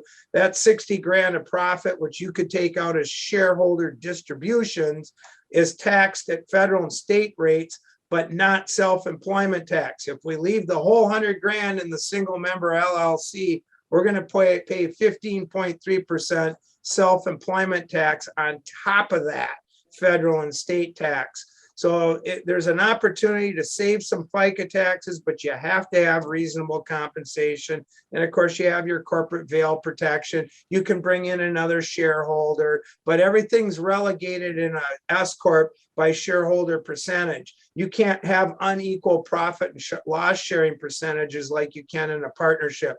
If we're 50-50 and I'm going to take out a shareholder distribution, Tom, for 10 grand, I got to give you 10 grand too. In a partnership, I could take out 10 grand and give you nothing, and that's okay, depending on how the partnership is set up. So those are some broad brush. C corps are kind of a dinosaur. Really don't have very many C corps left anymore. Everything's passed through entity. That's not to say that a C corp might not work out well for someone. And also because of the fact that the top rate is 21%, Although the Build Back Better bill that was presented by Biden, they were trying to raise that up to 25%. When would you want to be a C Corp? If you were a manufacturing company, you were going into, say, manufacturing would be a great example. We're equipment intensive, we're inventory intensive. We don't need every dime out of the company. We're not taking out every dime. As a matter of fact, we want to plow money back into the company and be debt free and have a pile of inventory and equipment that's bought and paid for. A C Corp might work well. Owners can pull out a salary. They leave the rest of the money in, and if the owner brackets are above 21%, which could be a 22% or higher, it might make sense to leave the money in the C Corp and pay at the corporate level. So a C Corp pays at the corporate level, but the only way you can get money out is salary. If you take out a dividend like you do in an S Corp, it's double taxation. Dividends are not deductible to the company and their income to you. For example, a lot of people own Elite, formerly Minnesota Power stock, and they love those dividend statements. Well, you pay taxes as an individual on the dividend, and that company does not deduct that dividend. Perfect, Jim. Hey, we're going to briefly switch gears here. We're going to go personal on you. This has been amazing information. Our listeners, you just got an education for free here in the last hour. But Jim, a couple quick questions on our packed question segment. This is all about you. Your favorite activity or hobby outside of work? I gotta say right now in the winter, it's been snowmobiling. We had the opportunity to do some serious deep powder snowmobiling last Saturday. Of course, I'm old, so I'm sitting behind letting everybody else go through the waist deep snow. But it was super fun to watch my son and my future son-in-law on a couple of mountain sleds, literally ripping up Brimson in 6 feet of snow. Just unbelievable. I mean, and flying through the snow. I do love snowmobiling a lot. It's great to get out and enjoy the winter activity. And Jim, what is your favorite band? Wow, one of my favorite bands is kind of old time, but still relevant today, and the young kids even are catching on. I would have to say Bruce Springsteen and the E Street Band. And when you say band, they are truly that. There's not smoke and mirrors. There's not a whole bunch of flashy stuff and half naked dancing going on. The boss comes out with Miami Steve, Clarence Clemens' son or whatever on the sax, and they just blow you away for 3.5 hours. It's not an hour and a half concert. It's a workout, and it's 3.5 hours of old time. I mean, the songs are amazing. And what's really cool is the boss is still relevant today. So definitely I would have to say Springsteen and the E Street Band, favorite band. I have many others, but that one is one of the top. And I've gotten to see him a number of times in concert. Well, you're a pretty blessed guy. And the last pack question is, what is the best piece of advice you have ever received? I think one of the best pieces of advice I've ever received is to always be true. Be true to yourself, be true to others, which means be honest and be trustworthy. If you keep your integrity, that's all you have. In reality, you can talk about money and property and houses and everything else, all the material goods in the world. But as you and I well know, Tom, we unfortunately at that age where we've had a chance to be at a funeral or two, and nobody talks about that stuff. They talk about what manner of person were you. And if you're an integrous person, you're kind, you're true to yourself, you're true to others, that's the best advice I got. And you can sleep at night. You know, piddling around and penny ante stuff, it's just not worth it. You know, be honest, be straightforward, be the type of person that your handshake means something, be the type of person that your word means something. Jim, we all thank you so much for being here. Our special guest today has been Jim Hacking, the owner of James Hacking and Associates CPA. He has given us one heck of an education. Jim, thank you so much. Well, thank you for having me on board, Tom. And if any of your listeners should have a follow-up question, there's no charge for them to give me a call too. I've done a lot of free advice to people. I'm happy to sit down and see what they got going on. If you do your own, I've been able to help some people and tell them, please keep doing your own. You know where I'm at. Come and see me again. And how do they find you?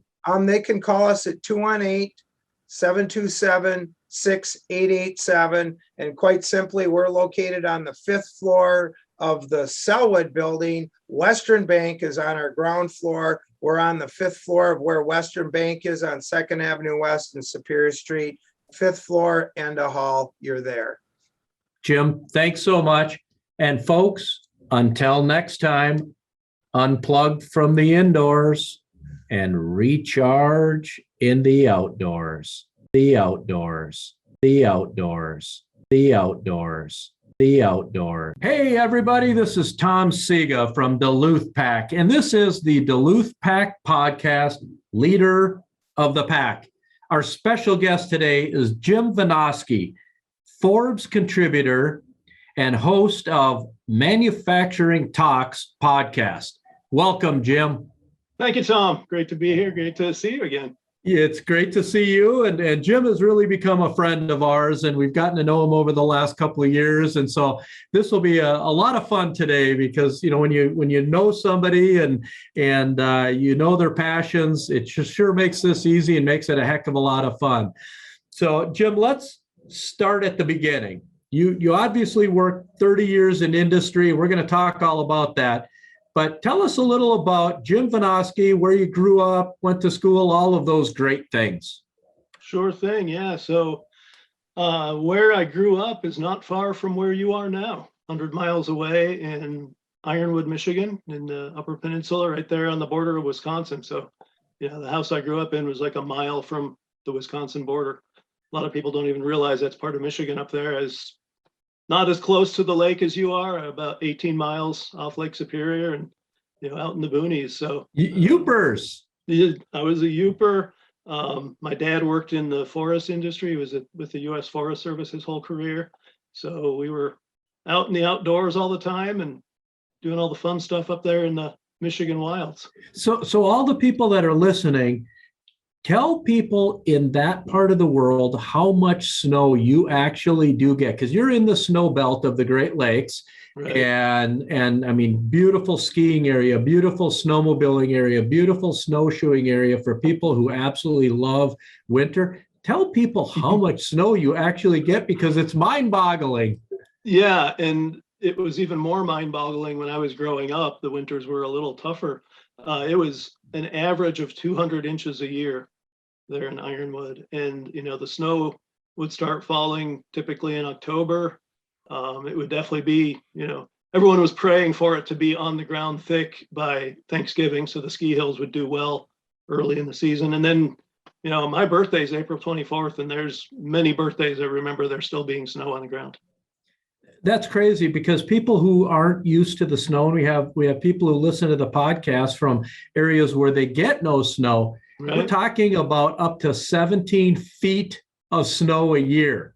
Yep. And tunnels, I mean, literal tunnels where people are snow blowing out of the house, and you'll see where they'll put plywood over it so they don't have to snow blow the sidewalks anymore once it gets above their heads. Yeah. We're talking about large snowbanks and really cool country and beautifully white, all just pristine white all winter. It's a great place if you like winter, if you like winter sports, which I did. Interestingly, I was never a skier, and that's one of the premier kind of Midwestern ski areas. But I did cross-country skiing, snowshoeing. We'd do hikes in the winter. We got our own Christmas tree. So, yeah, the winter wonderland for sure. Oh, it's great stuff. Yep. So you went to school there. Then tell us about college. Yeah. So that's an interesting story too, because I went to college in Memphis, Tennessee. So to give you the quick background there, when I went to grade school and high school, it was at Ironwood Catholic schools, which, as you might imagine, in a small remote town, the Catholic schools not real big. I think my graduating class in high school was 19, if I remember correctly. I'm assuming you knew everybody in your graduating class. I did, yes. And so the priest of our parish was also the guidance counselor for our school, and he had grown up with a guy in the Twin Cities who became Brother Theodore Drummond, president of Christian Brothers University in Memphis. And so knowing that, we were in this small school in a small town, it was actually my next older brother before me. He was going into electrical engineering, and this priest knew the school down in Memphis, knew it had a good engineering program. So he said, look, it's a small school. It gets you somewhere different. So you get to experience some different things, but it keeps you in a small setting. So it's not so overwhelming like if you went to, Michigan State or something like that. And so my brother looked at it, liked it. He went down there 2 years later, kind of the same talk with me, and I was going into mechanical engineering. So off to Memphis I went. Wow. It's big change for winter down Very, there. right. Well, even probably a bigger change in the summer for you. So that's the truth. So you went into engineering. Yep. You graduate college. What's next? Yeah. So I went into engineering in part because I had already gotten into serious bicycling when I was, I think I started in my early teens. Now up there was no racing. I was really the only one who knew about such things in Ironwood at the time, but I got into, some high-end bicycles, and being not from a wealthy background, got into also doing all my own maintenance and things like that. Really took a liking to the mechanical end of things. That's actually part of why I went into mechanical engineering. And it's what I was thinking is, getting into something like that coming out.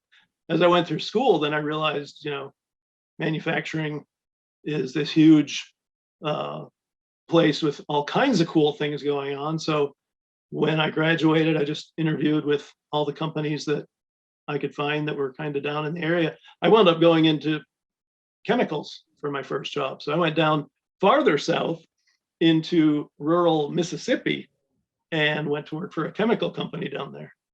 Really? So what were you doing for them? Project engineer. And so it was installing new capital projects, whether it's new equipment or additions to existing equipment.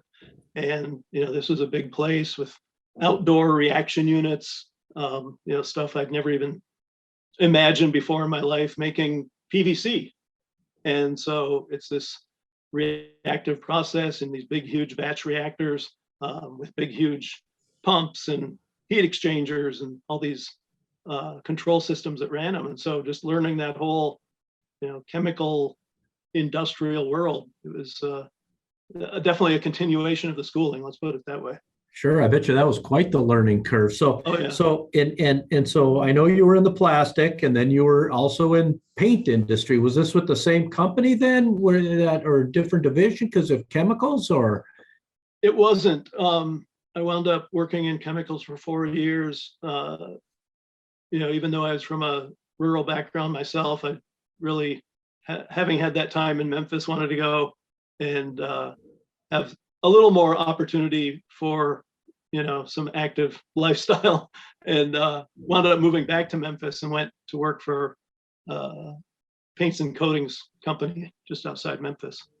And so you were back in Memphis, and how long were you doing that? Not very long. They brought me on also to do projects, and it was kind of built around this new system that they intended to install, pretty high dollar project. Not long after I got there, the project was canceled because they were owned by a company called Kodak. They got into some money trouble, and so the capital went away. I did some smaller things for about a year and a half, but just wasn't the challenge I was looking for. So went to another Memphis company, and that's really where I started more into the food end of things. It was a food ingredients company. So who was that? It's called Protein Technologies. It was part of Ralston Purina at the time. Okay. And so you were in the ingredient part of the food industry? Yeah. So we did soy protein. Okay. Processed soybean flour basically, and extracted the protein and made this purified series of purified protein powders for food and beverage. And then this was sold to multiple industries. How does that work then? Yeah, so it was any food company that was formulating with that soy protein, we would be a supplier to them. Give us an idea of what kind of foodstuffs would take a soy protein like that. So it could be anything from baby food to meat substitutes to energy drinks, protein drinks. And how long were you involved in doing that? About 4 years there too. Okay. And now the one that really intrigues me is bourbon. Yeah. Well, that was a lot of years later. That was actually my role previous to what I'm doing now. And I spent a good number of years in between at General Mills. That's about half my career. Okay. And so I jumped from food ingredients to food and beverage proper, kind of split my time. And it was almost 16 years with General Mills, about evenly split between Yoplait yogurt and then Big G cereals. Okay, big Midwestern company. Oh yeah, yep. And in fact, my first role with them was back up in Michigan, not too far from where I live now, yogurt plant in Reed City, Michigan. So almost like going home, even though it's quite a distance from where I live there to where I grew up. Sure. But and yeah, then you had this bourbon thing. I'm interested in this. So I worked my way up through the ranks at General Mills and reached a point where wanted something more and wasn't getting it, and decided to do something different and started casting the net. I mentioned that first role in Reed City, Michigan. One of my best friends that I kept up with, even though we parted ways fairly quickly within the first couple of years I was with the company, he went one direction and I went in another.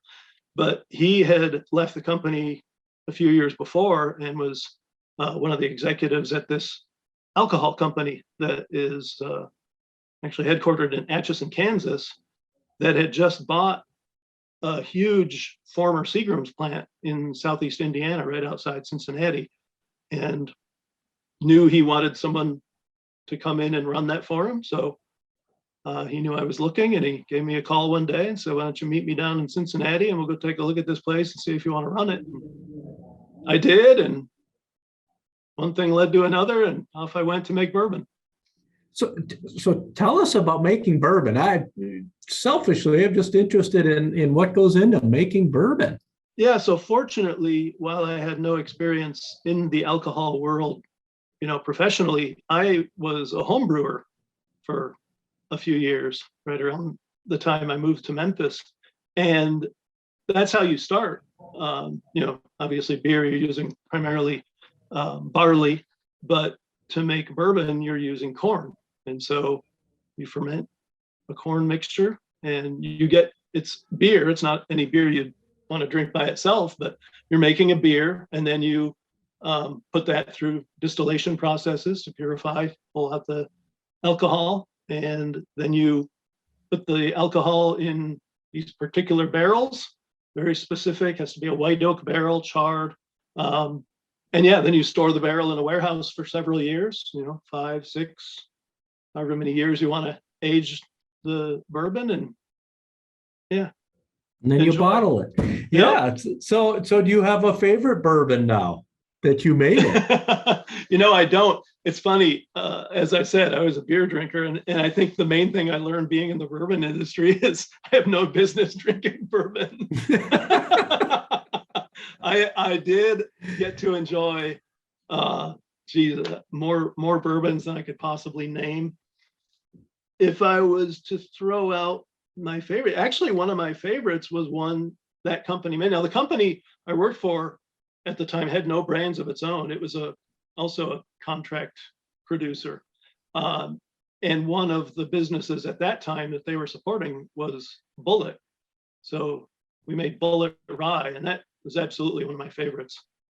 No kidding. Yep. So, in making bourbon, and what I've learned in just talking to people over the years, that's a long time. If you're aging something 3 years, 5 years, 6, 8 years, before you make your money back, there's a long time. So that's right. And a lot of those distilleries also made some clear liquors for the fact that those they can make and sell right away, and they could, turn some profits so they could, survive into the 5, 6, 8 years of the aging process of some of the brown, brown alcohol. Did you guys only make brown?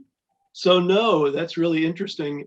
What you said is exactly right. And a lot of your craft brewers will make a vodka or a gin for that immediate return. Great way to approach the business while you're kind of funding your bourbon making as well. This place did that as well, but the reason for that was because it was a site for Seagram's that made all the components for Seagram's 7 Crown, which includes white ingredients. So basically pure grain alcohol. And so it was set up to make that variety of products. And then after Seagram's went kaput, it was owned by several different companies that then made, instead of making those for a single product, split them out, and they were different products that they sold to other companies, as a vodka, introduced the gin making and then the bourbon separately. A way to keep cash flow going and keep your business thriving while you're waiting for obviously for the aged brown to do its thing. Yep, exactly. So, Jim, one of the big key words in any industry, and you obviously in being a contributor to Forbes and a writer and having a podcast on industry now, is we're all hearing about supply chain. And I know you and I had a conversation about that recently. Mm-hmm. And for those that don't know, can you give us an overview on how the supply chain differences can be from one industry to another, and how you had to deal with some of that during your career, whether it was in the chemical industry, in the paint industry, the food industry, mm-hmm. the ingredient industry, the finished food industry, or the alcohol industry? Yeah. Supply chain is sometimes a good term, but it kind of implies this linear path. And I prefer supply network because, number one, even for a single ingredient or material, you could have multiple suppliers in multiple different places. You might only be using one, or you might be using multiple ones at a time to try to get the best price, or to, make your supply situation more resilient. And so I like to look at it less as a chain and more as a plate of spaghetti, because it's this intertwining morass of different things going different places, and when it's well designed, all coming together to make that final product. And so huge differences from business to business and industry to industry. Think about that chemical world. A lot of those companies are vertically integrated, and so you might have a chemical company that's sourcing its hydrocarbons and then doing all the different steps itself through the process to get even to final products.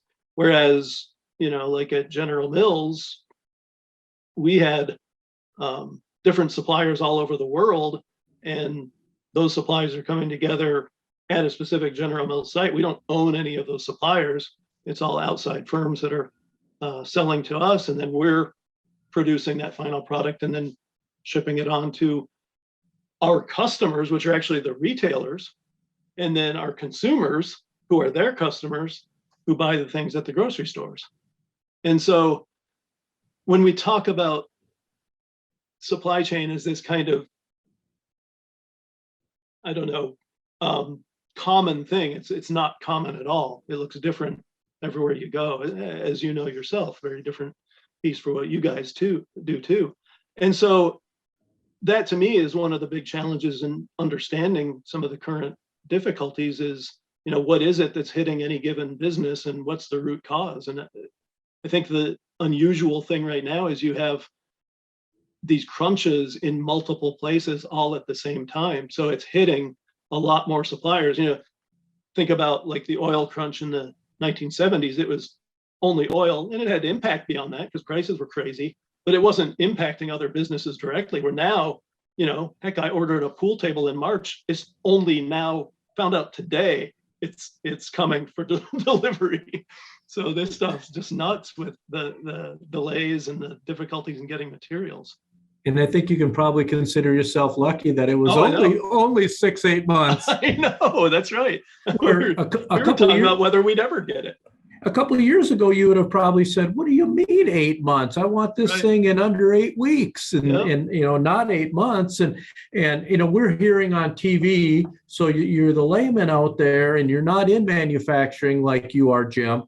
That supply chain, and everyone thinks it's the ports and it's not enough trains, or not, the ships are stuck out there. That's kind of getting toward the end user part of Right. it. But Yep. there's a whole nother supply chain, like you said, the plate of spaghetti that goes into the manufacturing before a finished product is even being made. Right, right. Yeah, I mean, think about the chip situation that's gotten so much airplay, especially as it impacts, my home state's world with the auto industry. And that's a whole other set of suppliers and producers that are impacted before you ever think about making a car, right? The little tiny chips, one little rounding error on what the whole car is, but it's literally holding up the whole production of cars for America. It might as well be a tire shortage where you can't put the tires on them, because that little chip is holding it up just like any other component that literally you have to have in order for that vehicle. And I mean, it's crazy, because you think of the automotive industry, or you think of maybe the food industry. I know our industry, we've had to think way ahead and place purchase orders a year in advance for raw materials to make sure we have them, because you can't make something if you don't have all your raw materials. And right now there's labor shortages. So I think that's impacting everybody. And you've been in that your whole career, obviously. What would you say, Jim, is your favorite part of being involved in this manufacturing industry as a whole? And you get to touch so many people now with your writing and with your podcast. What's your favorite part of this whole thing? My favorite thing is I just treasure the people who are in this world, because as I have taken to saying, unlike so many other businesses, in manufacturing, there's no hiding. You're either making a product that you're providing to someone when they need it at a price that's good for them and that makes you a profit, or you're going out of business. And, not to disparage anyone in the rest of the world, but that to me puts this kind of special burden on people where they have to deliver the goods, and there's no fooling. You're either delivering the goods or you're not. And so, as I've spent all these years in manufacturing and been in situations where, things got difficult, or we needed to do something fast that was unexpected, and you just see people who will step up and just do anything it takes to get the job done and to get those products made and out to their customers and keep everyone along the way happy. It's just a special group of people that it's just been my absolute honor to be part of. Oh, that is absolutely awesome. And people are what makes it go. I have to agree with you. People are what make it happen. And I know you and I are huge advocates of American manufacturing. We look at your whole history, and everything was in American manufacturing. I know it's important to you. Absolutely. Yeah. And my hope is that one of the silver linings with all the difficulties, both with COVID and with the, somewhat related and somewhat not supply chain situation, is that we'll have an honest reckoning around, geez, maybe it wasn't such a good idea to send so much of our production overseas all these years, and bring some of this back. I'm not saying we never buy from anyone overseas. I believe in trade with other countries, and I believe in the power that brings to lift other nations that haven't been as fortunate as the U.S. and bring them up in the economic standing. But at the same time, to bankrupt our small towns and to just destroy whole cultures because you're chasing this absolute bottom dollar price out there in the world market. And then you suddenly find out, I've stretched it way too thin and made it so tenuous that all of a sudden my business is at risk because something bad happened. It wouldn't have gone that way if we kept a good chunk of that on our shores. Oh, hallelujah. I think you knew that was coming from me. So, Right. Jim, you had some awesome positions working in industry and working multiple different levels of manufacturing and industry making things. Yep. How did those positions align you or set you up for success to now work with Forbes? I mean, come on, Forbes is a big deal when it comes to industry and it comes to business and references for all of us who are out in business. And now you're a contributing writer about industry and manufacturing to it. How did those jobs set you up for success there? So my whole career of doing all that stuff is what gave me the expertise and the credibility and the broad scope of knowledge to be able to write about the things and write about what are sometimes some difficult topics and put it into a message that's more broadly understandable by it's what I'm writing for is the general business community, not the manufacturing community. And so non-specialists understanding what I'm writing about, regardless of the difficulty of the topic. Obviously, I had some great education years ago in writing, and I've always been a writer, just never pursuing it professionally. I've written for internal company publications, for trade journals, for all kinds of different things. And I always say the Forbes thing was entirely the hand of God. It wasn't anything that I necessarily targeted as this is something I want to do someday. It was, I got big on LinkedIn with just being an advocate from my own experience for manufacturing and kind of putting out there what my views were.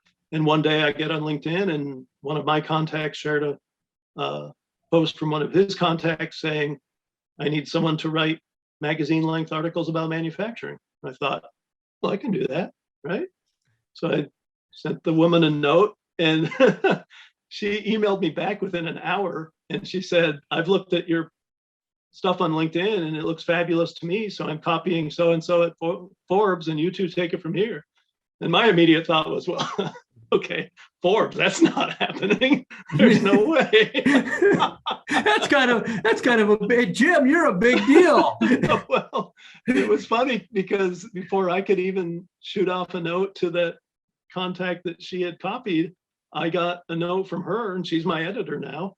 And she said, okay, I looked at the stuff you have, but get me some samples that are more, along the lines of the specific kind of article we're talking about. So I took some of the trade journal pieces I'd written a few years ago and sent those off and we got on the phone. And it was within a week or two, we're on the phone and she says, yeah, everything looks great. I'm sending you a contract.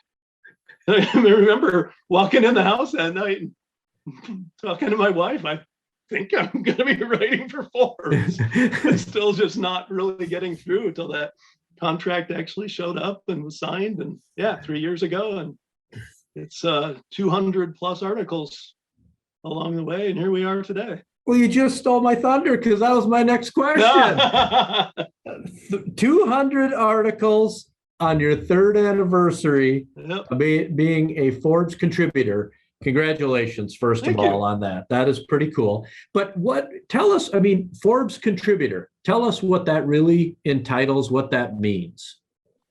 Well, so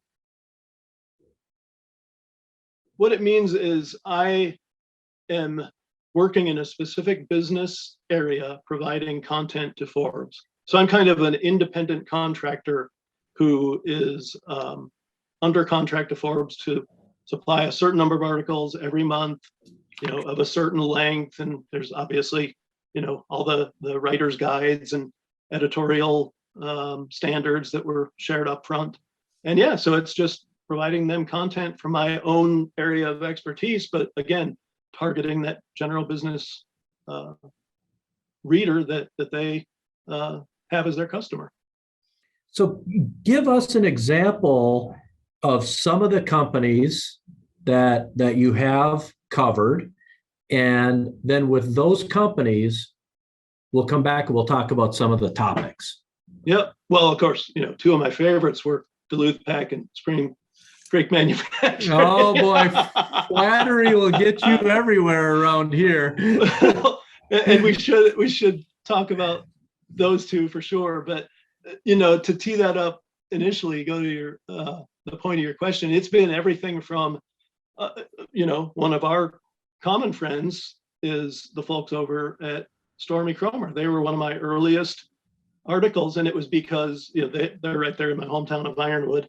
But knowing the story that the Jackwards had, the fabric shop that goes back, into the mid 1900s, and then coming through with Bob Jackward building that into this more global business and doing all kinds of crazy stuff in fabrics, and then getting the opportunity to buy the Stormy Cromer name and bring that product back from the brink, which is a story you've experienced personally as well. That to me is just one of the kind of quintessential tales of what American manufacturers do is, find that opportunity and put in the hard work and get a good team and deliver the goods. So it's little companies like what Bob and Gina have there in Ironwood, all the way up to, I went out and visited GM Defense a couple months ago and drove the infantry squad vehicle and wrote about them bringing back their defense arm because of the realization that, so they'd been in defense, even going back to World War I, and then got out of it in the early 2000s, brought it back because they said, we see a problem in how defense supply works and we think we can help fix it. So it's both, providing a needed product to our war fighters, but it's also, we can't take forever and a day to develop these defense vehicles or products and then have them canceled at the last minute. Let's turn this around and get that development world accelerated and really focus it on delivering value at a good price and taking care of our people who are paying for that as well, the taxpayers. So The taxpayer, just give them all right. kinds of credit. Nice. And give us some of your favorite topics that you've been able to. I know you love manufacturing and it gets Right. you excited, and you're an engineer, so you want to learn, because we've had this discussion before that everywhere you go into, it's like, oh, that's new, and it's like a shiny light. We got to go check this out. You're an engineer and you want to see how it works and all that. Yep.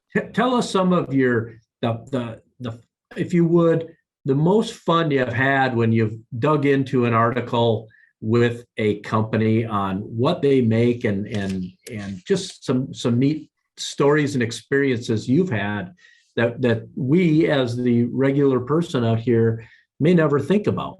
Yeah. Well, so I'll give you a couple. One, definitely, it goes back to what I mentioned earlier, being a lifelong cyclist. And it was one that I thought, these guys would be really cool to learn more about and cover. So I got in touch with the people at SRAM, the bicycle components manufacturer headquartered in Chicago. They make Zip wheels, they make Avid brakes, Truvative components, in addition to their own SRAM drivetrain components. They own rock shocks, things that people know about by themselves, but don't realize necessarily they're under this umbrella of these guys in Chicago. So I rarely get to go visit the people I write about because, number one, obviously it'd be a heck of a lot of travel, but number two, it just wouldn't make sense. It's stuff I can easily cover from afar. But since they're not that far away, I went down to the headquarters in Chicago and met with those guys and learned all about how they'd come from, this group of triathletes back in the 1980s who came up with a new way of shifting and tried to sell it into the road bike world, and it didn't really take off. And then mountain biking came along and their grip shift just went nuts there. And they grew both by, growing their own business on that, adding their own products, but then buying these other companies. And it's just phenomenal. So getting to dig into that hobby aspect, the thing, like I said earlier, it's what got me into mechanical engineering and what got me into manufacturing was that love of bicycling and the mechanical aspects. So learning all about what they do and how they do it, and getting to ride with one of their guys on a like $11,000 Pinarello with electronic shifting along the lakeshore of Lake Michigan. That was pretty cool. You didn't break it, did you? I did not. Thank Okay. goodness. No, I delivered it back in one piece. Thank God. So that one was really neat. The other one, and it's actually related because we did a story with SRAM with these guys, but I've done a series of articles with Autodesk. So Autodesk, if you're not familiar, has all kinds of different design and scheduling tools. They started with their flagship product back in the 1980s called AutoCAD, one of the earliest, and today now the most successful computer-aided design program out there. And I remember at my first job going for training on AutoCAD when we were going away from the guys on the drafting tables doing mechanical drawings by hand and finally coming into the computer world. Boy, And in those days, pretty rudimentary back in those days too. Yeah, that's how far back I go. And now, yeah, the things you can do, not just in bringing what was done back then into the computer, but now, 3D design, and there's a thing called generative design where you don't even do the drawing, you put in parameters, and it's an AI application that then generates, thousands of different iterations and hands you like top 5 solutions to what you want to design, and gives you that drawing automatically. And so, I did some work with them on stuff like Hyundai's doing these super mobile off-road vehicles, like a combination of wheels and legs that they're designing. And so they're using Autodesk tools for that. I did a thing on a company that Autodesk invested in called Factory OS, where they're doing modular construction. You think about what that typically means is like, trailer homes, but it's not that. It's doing things in a factory for construction that are then transported to a site and assembled. So, you're industrializing part of the process and making it that much more efficient. So they did this series of articles with Autodesk, and then some stuff farther afield, like Leica Studios, the stop motion studio. They use Autodesk tools for scheduling and for design of puppets or whatever that they use to do their stop motion animation. And so, yeah, stuff you'd never think that this company that came out of the industrial world would be doing. And then I wrapped it up just a couple of weeks ago with an article about Autodesk proper and kind of where they've been and where they see their business going.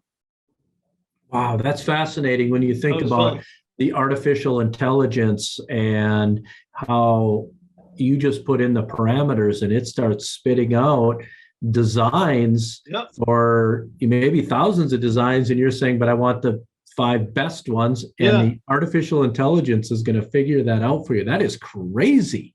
Well, and the other cool thing too, one area that I've written quite a bit about is 3D printing. And so you can also input what your production method is going to be, or methods. And what the tie back to SRAM is Autodesk and SRAM partnered up to reimagine the bicycle crank arm. So that arm that's on the axle down at the bottom that, comes out and then goes down to your pedal, and you turn that to turn the chain. That's a piece that no one's really ever put a lot of work into. They've certainly done some lightweighting, taking material out of it, but they put that through generative design and came up with these just crazy crank arm designs. So like one that looks like a lattice, one that looks like a structural truss, and just stuff that you couldn't even have made years ago. Some of it's 3D printing, some of it's advanced CNC, computerized numerical control, machining. That's a question I have, Jim, is they can take it from that design then and plug it into a 3D printer and make their first rendition? Yep. Wow. Yeah. So what the computer hands you as the design, it's a file that can go straight to either a 3D printer or even a CNC machine, and it's just makes the part. So you can put in parameters such as the strength parameters you feel you need so that it doesn't start making things too lightweight that are going to break or have a failure. Yeah. Think about the crank arm. Obviously, it's got to be able to take the load that you're putting on it with your legs. It has to be able to handle like shocks to itself, like especially mountain biking, you run into a big rock with your pedal. The crank arm has to handle that load. So you put those loads in. It has size limitations. You don't want it hitting your ankle. And so you put those size limitations in. Sometimes it's material limitations. Again, method of production, all of that goes in. And yeah, then the computer does its work and gives you options that solve your problem. Why didn't we think of that, right? I'm just a mechanical engineer. Well, a heck of a good writer, because you have almost 1 million page views in 3 years of your posted articles. Yeah. And what kind of stress as you go, and now you have 200 plus articles, 1 million page views, 3 years under your belt. How do you keep creative, and how stressful is it to find new and interesting topics to write about? Well, that was actually one of the first things I worried about going into it is, geez, how am I going to come up with ideas to keep this going over time? What I found out very quickly, though, is there are people professionally focused on that. So PR people that I'm sure you work with as well, who are out there kind of beating the bushes to get their products, their companies' publicity. And so I get pitches from PR people all the time. And those, I mean, it's phenomenal because it's, 10 times what I could ever write about. I don't even want to tell you how my inbox suffers from all that, but Sure. But that's great. And the cool thing about that is I get ideas for things I never would have thought about. I mean, who would know that Hyundai's doing that crazy vehicle with Autodesk? So that came from one of those folks. But that being said, I still really love the ones where it's kind of me thinking, geez, what would be a cool story? And getting with folks myself. So a good example there is my story about Zamboni. So the ice resurfacing machine, which anyone from our part of the world is very familiar with. A friend of mine on LinkedIn posted something about the history of the founder of Zamboni. And I looked at that and thought, well, that would be really cool. And I actually commented on LinkedIn, geez, I had to write about these folks. There was a PR guy in LA who I've worked with on other stories, commented and said, if you're really interested, I can help you out. And we touched base on email. He says, I don't rep them, but I think you would do phenomenal work telling their story. So if you really want to get a hold of them, I can put you in touch with the family.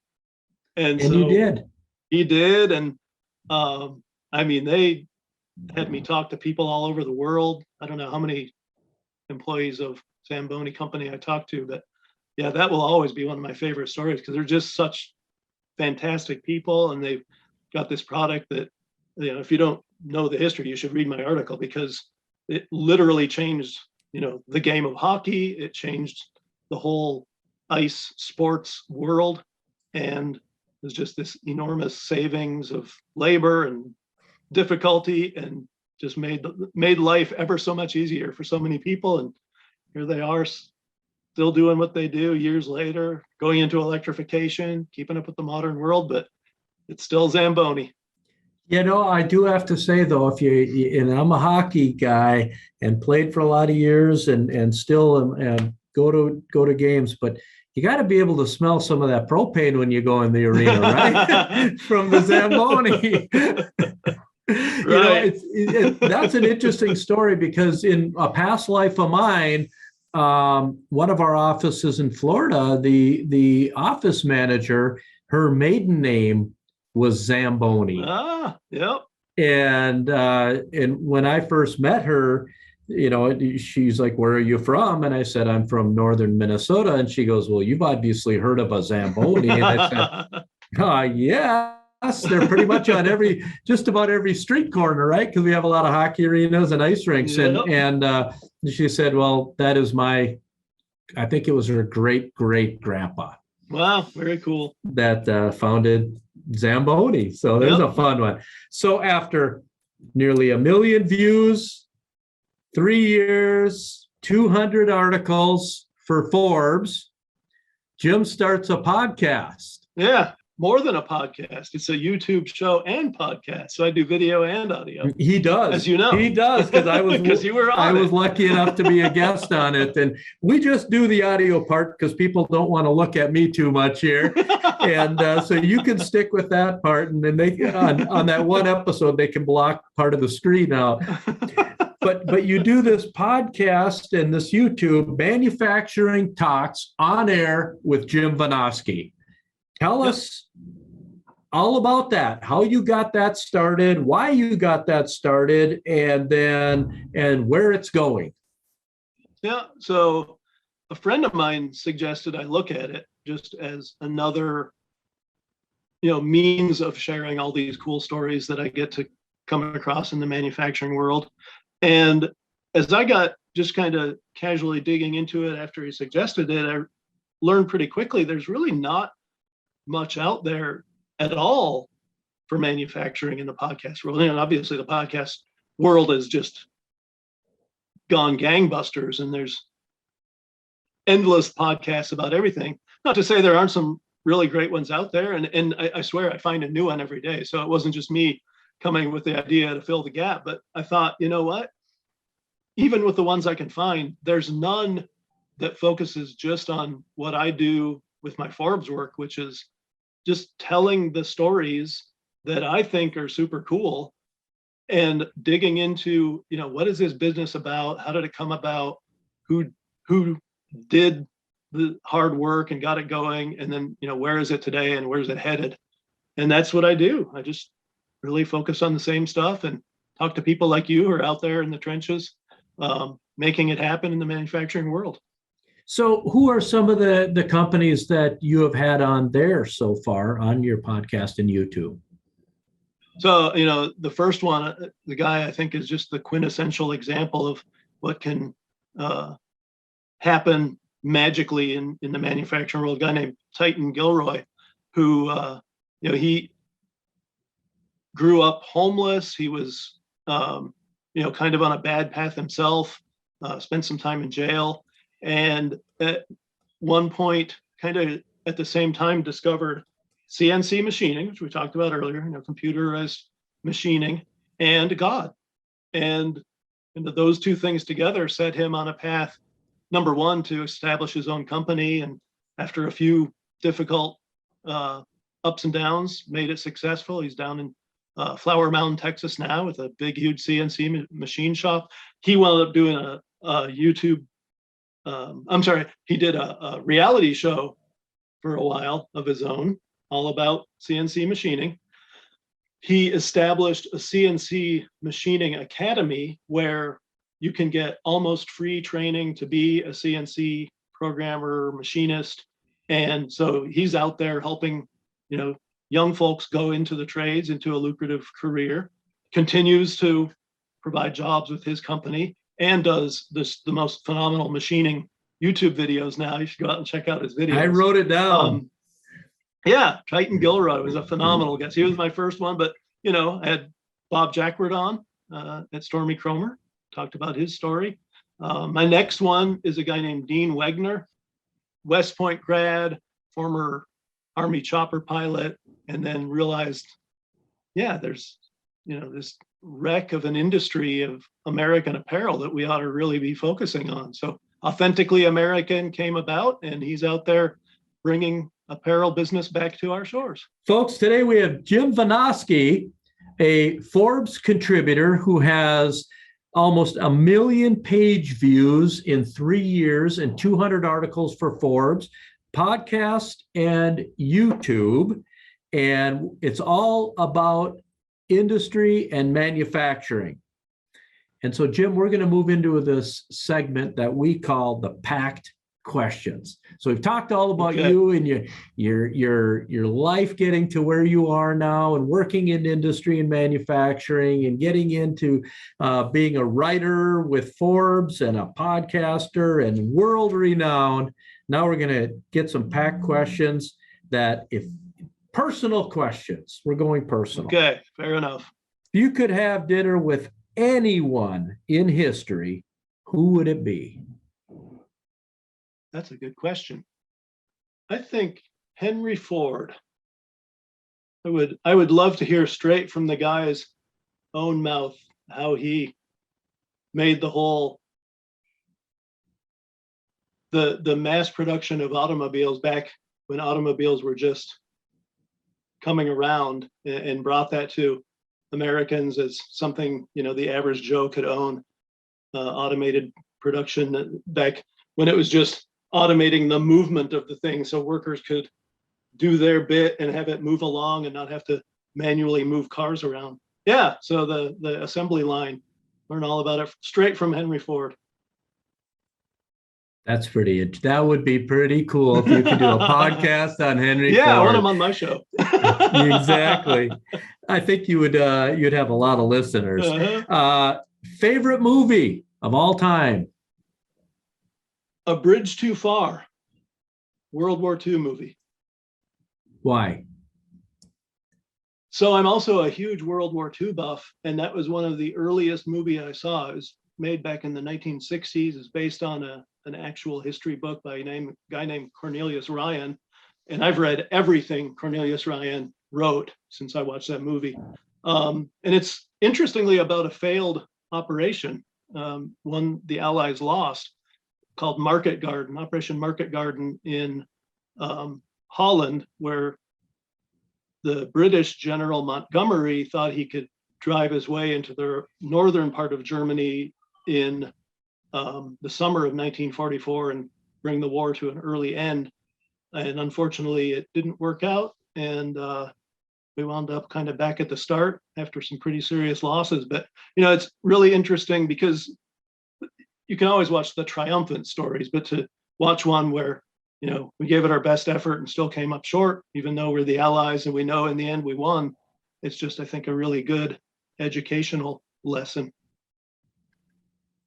Awesome.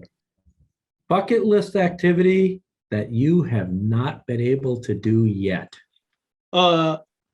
Grand Western trip with my 2 teenage sons. So as I mentioned, I was from Ironwood, but my mom actually grew up in the high desert in Southern Oregon. So we would be out there every other summer when I was growing up. And I've seen all the Western states. So we'd make a point of visiting all the national parks and things. I mentioned my dad was in the U.S. Forest Service, so big outdoorsman. And so I've seen all that personally. They haven't. And I want to do that. And actually thinking about it for not next summer, but the one after, before my older son goes off to college. Time is ticking. Right. Well, we'll get it. We'll get it definitely scheduled. Yeah, exactly. And your favorite meal, Jim? Well, I'm from Ironwood, Michigan, and I'm actually having it tonight, and that would be pasties. Oh, We have to describe that, right? Meat and potato pies, basically. And you know what? I just had those in deer camp about 2 weeks ago. Yeah, perfect. And we actually heated them over a water bath on the wood stove before we went out for the afternoon sit, yep. so that they wouldn't burn. Yep. Pasties for dinner. Boy, they're filling. If you don't know what a pasty is, I'm sorry, folks, you're just going to have to look it up, Google up what a pasty is. And you haven't had any Midwest food till you've had a pasty. Right. Oh, you know what? I'm thinking of that now. Son of a gun. You're off to the pasty shop after we're done here. Exactly. Folks, today we've had Jim Vinosky, and not only is he a contributor to Forbes magazine and for 3 years written 200 articles, over 1 million page views, but he's been in manufacturing and industry for 30 years and is just a wealth of knowledge, has started a podcast about, the name of it is Manufacturing Talks. Jim, where can people find you on that? Yep, on YouTube. Just search for Manufacturing Talks, you'll find it. And then we're on most of the popular podcast outlets. Just look us up and connect with me on LinkedIn. I'll be happy to send you directly our YouTube link and RSS feeds, or watch for that next episode. I'll be posting it there next Tuesday morning. Perfect. Folks, this has been Jim Vinosky. This is the Leader of the Pack podcast. And until next time, unplug from the indoors and recharge in the outdoors.